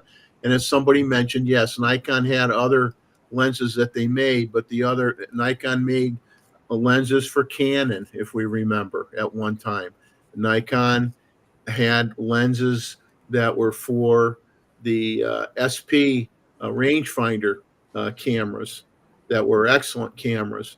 But these were the pre-AI were the first lenses that came out for 35 millimeter SLRs. Okay, that started with Nikon F in 1959. So there's also, Roy made a comment. Yeah, there was a company that actually made a chip that you could add on to the rear of some of those lenses, so that they had electrical contacts on them, and those lenses could then communicate with cameras that had electrical contacts on them. But but these three generations of lenses were all manual focus lenses. They were not autofocus lenses, and the lenses that came after them were autofocus lenses that came out. Whether it be the AFDs or the G series of lenses, or the AFDs or what have you, and the screw drive type, which is where we started off with, and then eventually we got away from the screw drive type of autofocus lenses. But some of the lenses that were considered really, really decent for the AIS was the 28 2.8, which I have. They had a 51.8 and they had a 51.4. They had a 35 1.4, 85 1.4. And if you're crazy enough to look for one, and Roy probably has one, they had a 13 millimeter f5.6, a mint condition 13 millimeter f5.6 lens, can sell from anywhere to $40,000 to $45,000. So if you're one of those few that have that 13 millimeter f5.6 AIS lens, and it happens to be in mint condition, you got enough money to buy yourself a car. and that's about it. I just thought that you folks might. There are other videos, but there are other videos that talk about some of the basic stuff that I did with the two rows of apertures and then the color coding and things of that nature. But I wanted to show you how it mounted on a body. I wanted to show you the tab on the F4 or it'd be on like an F3 or what have you, that you'd have to move out of the way to use a pre-AI lens on that camera body. And I wanted to show you the pin that was tied in with that scalloped out part on the bayonet mount, because most people don't talk about. They don't talk about that and show how it relates to the camera bodies. So I wanted to do that and give you what I thought was hopefully a little bit more information that you might get from some of the other channels that have had this discussion in the past. That backward compatibility on Nikon was very important selling point, right? Oh, David's taking our picture. Watch out. Knicker Matt. Yeah. Matt. With a Nikon lens. With a Nikon lens. Well, actually, it is Nikon merged the two lines, so this became a Nikon. Yep. But anyway, so we went a little over with the show. You guys have next week, of course, I'm going to put the reminder up again right now for those of you that have been maybe came in late or whatever. Is next week is our photo review. And that show will, I'm sure, go past the 3-hour window here. And for obvious reason, we have 60 images so far. You got this coming week to send me images. I'm going to have rain almost every day. I'm going to be sitting home with nothing to do. I'm going to be bored. I'm going to need something to do. Send me some pictures, and we'll add them. And the show will last however long it lasts.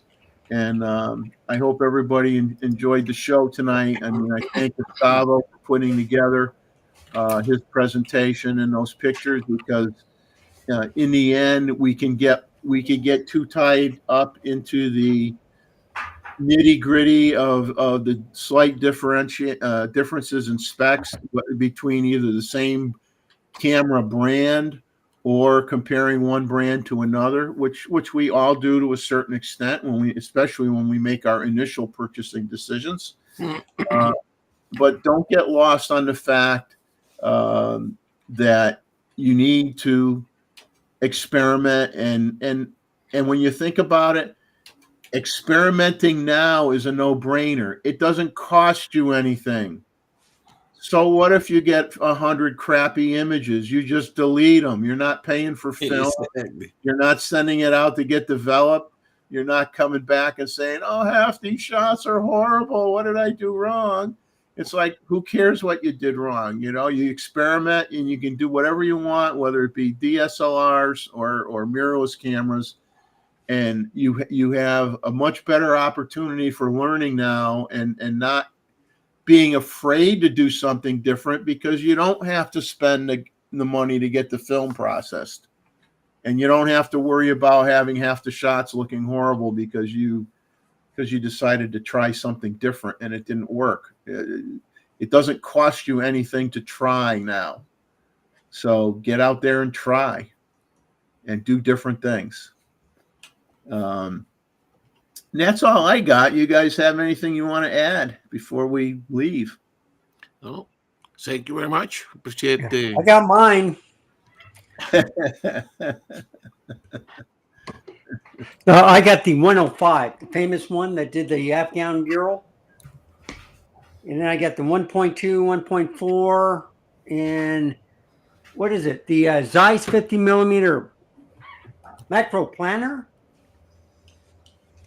You ever see this? It's so deep for the macro. Look at that. Let me get it back. So the lens is Way in there. all back here. Yeah. That was common with early macro lenses. Uh-huh. And then Well, that's so you could actually stick the flower inside of it when you're taking the picture. and then you have to have light, right? So yeah. Saves using a lens hood. No, I don't hear to see. Okay. Man, it is deep. I mean, but it's excellent for macro. It's one of my favorite lenses. Good place to hide your wallet.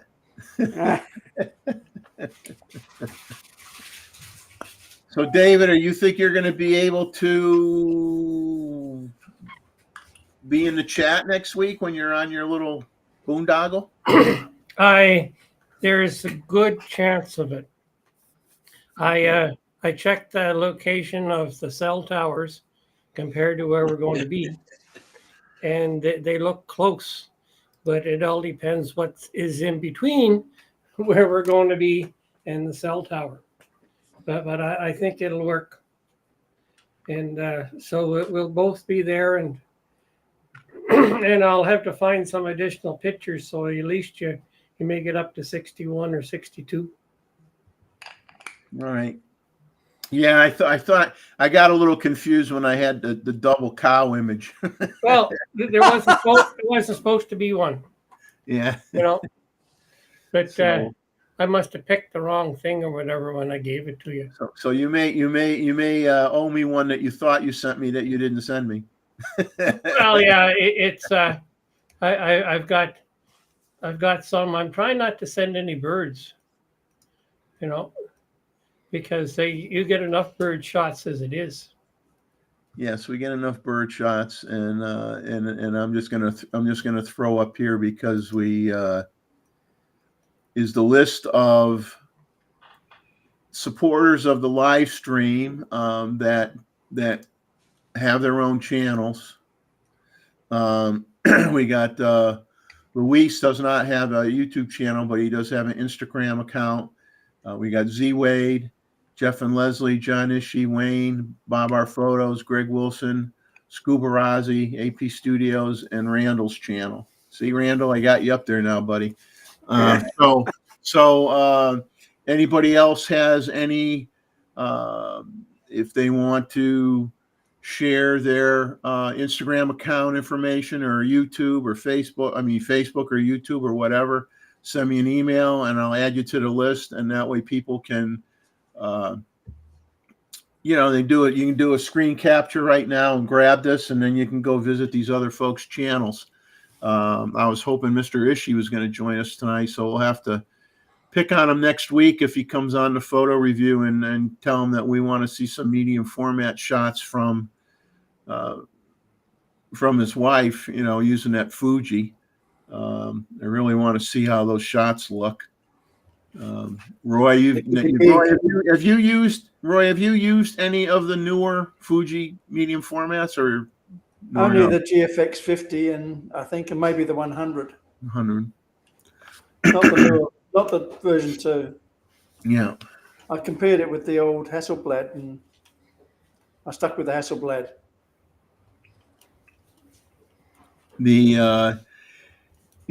I'll tell you from a styling standpoint, from the X2D 100 is a beautiful looking camera. Very, beautifully, beautiful ergonomics, beautiful styling, really nice. But definitely, ka-ching, ka-ching, ka-ching. Not that bad. Hasselblad H was much more expensive. But you're going to be spending on average probably double the money for the lenses than you will the Fuji, though. That's where you get hit in the pocketbook. Actually, the Fuji lenses are not cheap either. Medium format, you don't need many lenses. You only need 2, 3 at most. Yeah, 2 or 3 at the most. Yeah. But you're not trying to. Well, other than the one John got, you're not usually trying to buy one to use it for wildlife. No. Did a decision. I mean, for John, it's good because he goes with Diana, so they have the both system, correct? You're usually getting three. You're usually getting three lenses. You're getting a wide angle. You're getting one that's like a 50 millimeter equivalent, and you're getting one that's like for portraits. And those are your three lenses. That's all you need. Typically. But anyway, I thank everybody in the chat for joining us tonight. Please join us next week when we have the photo review. And I thank everybody that joined us tonight on the panel. And as always, it's always a pleasure and good to see friendly faces. I don't always see friendly faces down here where I live. We hope so. Yeah, it's so Roy, you didn't want to admit that you have that 13 millimeter lens or what? I do. You have it? Oh. Yeah, he said that he was going Roy, hey Roy, there's your elevator for your house right there. I've been selling a couple of the rarest lenses that are collectibles lately, so that might go too, I think. Yeah, see, I knew you had that lens. I just had a feeling. No one ever liked it. It wasn't a great lens in its time. It's soft. It's not a good lens. But collectors love it, so it's going. Collectors love it, so as they say, let them pay for it.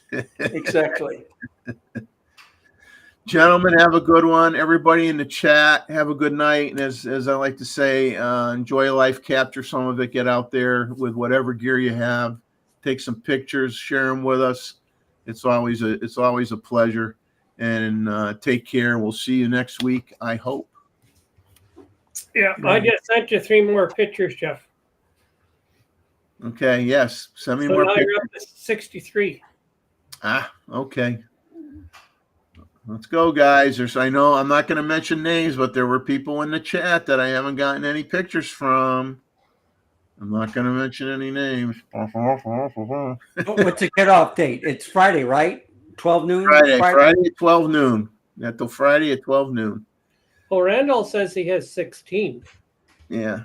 I told him 16 more. 16 more. I said, oh, just do 8, maybe. Okay. We'll see what I get from everybody else, and if I don't get any more from anybody else, I'll throw in at least 8 of them. Okay. We'll see what we get. Thanks for coming on, Randall. You're always welcome to come on. You know that. So Yeah, now I will be traveling. I've been held back a couple of weeks from going to Colorado, but I should be leaving the day after Labor Day.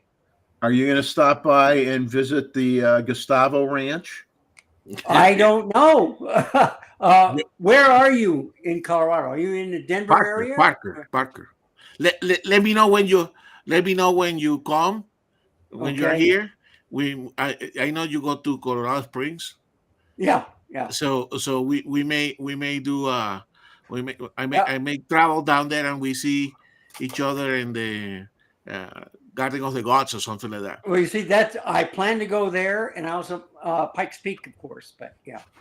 Exactly. And if you come this way, obviously, depending on what's happening here, I'll let you know. But yes, let me know when you're coming this way. I know you had your family there.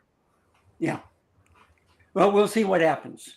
Exactly. I got your email, so I'll contact you. Keep me informed. Yeah, Please. Get you two together. It could be the end of the world as we know it. I'm afraid to see how many bags Randall will bring. Well, okay. Now get this. I did a video earlier today where I was talking about all the gear that I have. So you may think I have like a lot of Canon, a lot of Sony, a lot of, the Ricoh, the Fuji, all that stuff. That's only half. The other half is all Nikon. So exactly. That's the issue. You can only bring so much with you. Exactly. You didn't used to be into Nikon that much, were you? Or was it a new thing? I got all the Nikon lenses except for the super telephoto ones. I don't have the 400, 600, the 800. Okay. But I got everything else. Exactly. See, the thing is, and I got all the cameras. See, now instead of buying camera gear, you have to buy your own cargo plane so you can load your gear in it. Hire your own pilot. Hire your own pilot. Have Bring the- shelves in it. Yeah. Yeah. Yeah, I was going to ask Randall what kind of truck that he drives that has room for all of this equipment. I drive a Lincoln MKZ, so it has a huge trunk and a lot of leg space. So Sounds like it needs it. I used to. oh yeah, I did a be- video with all the camera bags in there, but now I acquired a quarter more, so I'm running out of space. I'm gonna have to go bigger. Maybe get an old-fashioned See, station wagon. that's the dilemma for Randall. You have to decide, I'm going this way. What camera should I bring? What system? Yeah, Well, which one you want? I got them all. Yeah. Exactly. Well, Randall, you may need a hearse. I used to get my old neighbor's late wife mad at me because I used to look at cars and make a comment and say, "Look at the size of that trunk. You could fit a couple bodies in there." I think John Ishii would appreciate that comment, but when I would always say that, she'd get so mad at me. Why do you say that all the time? I go, I don't know. I find it funny. I go, yeah, you could fit at least 2 or 3 in that car, or whatever. The difference is, at least with the new cars, if somebody throws you in there by mistake, you could pop your way out and get out of it. As long as you're still breathing when they throw you in, you can get out. This past week, this past week, I saw 3 new Tesla the trucks. Oh. All right, all parked together. I couldn't believe it. And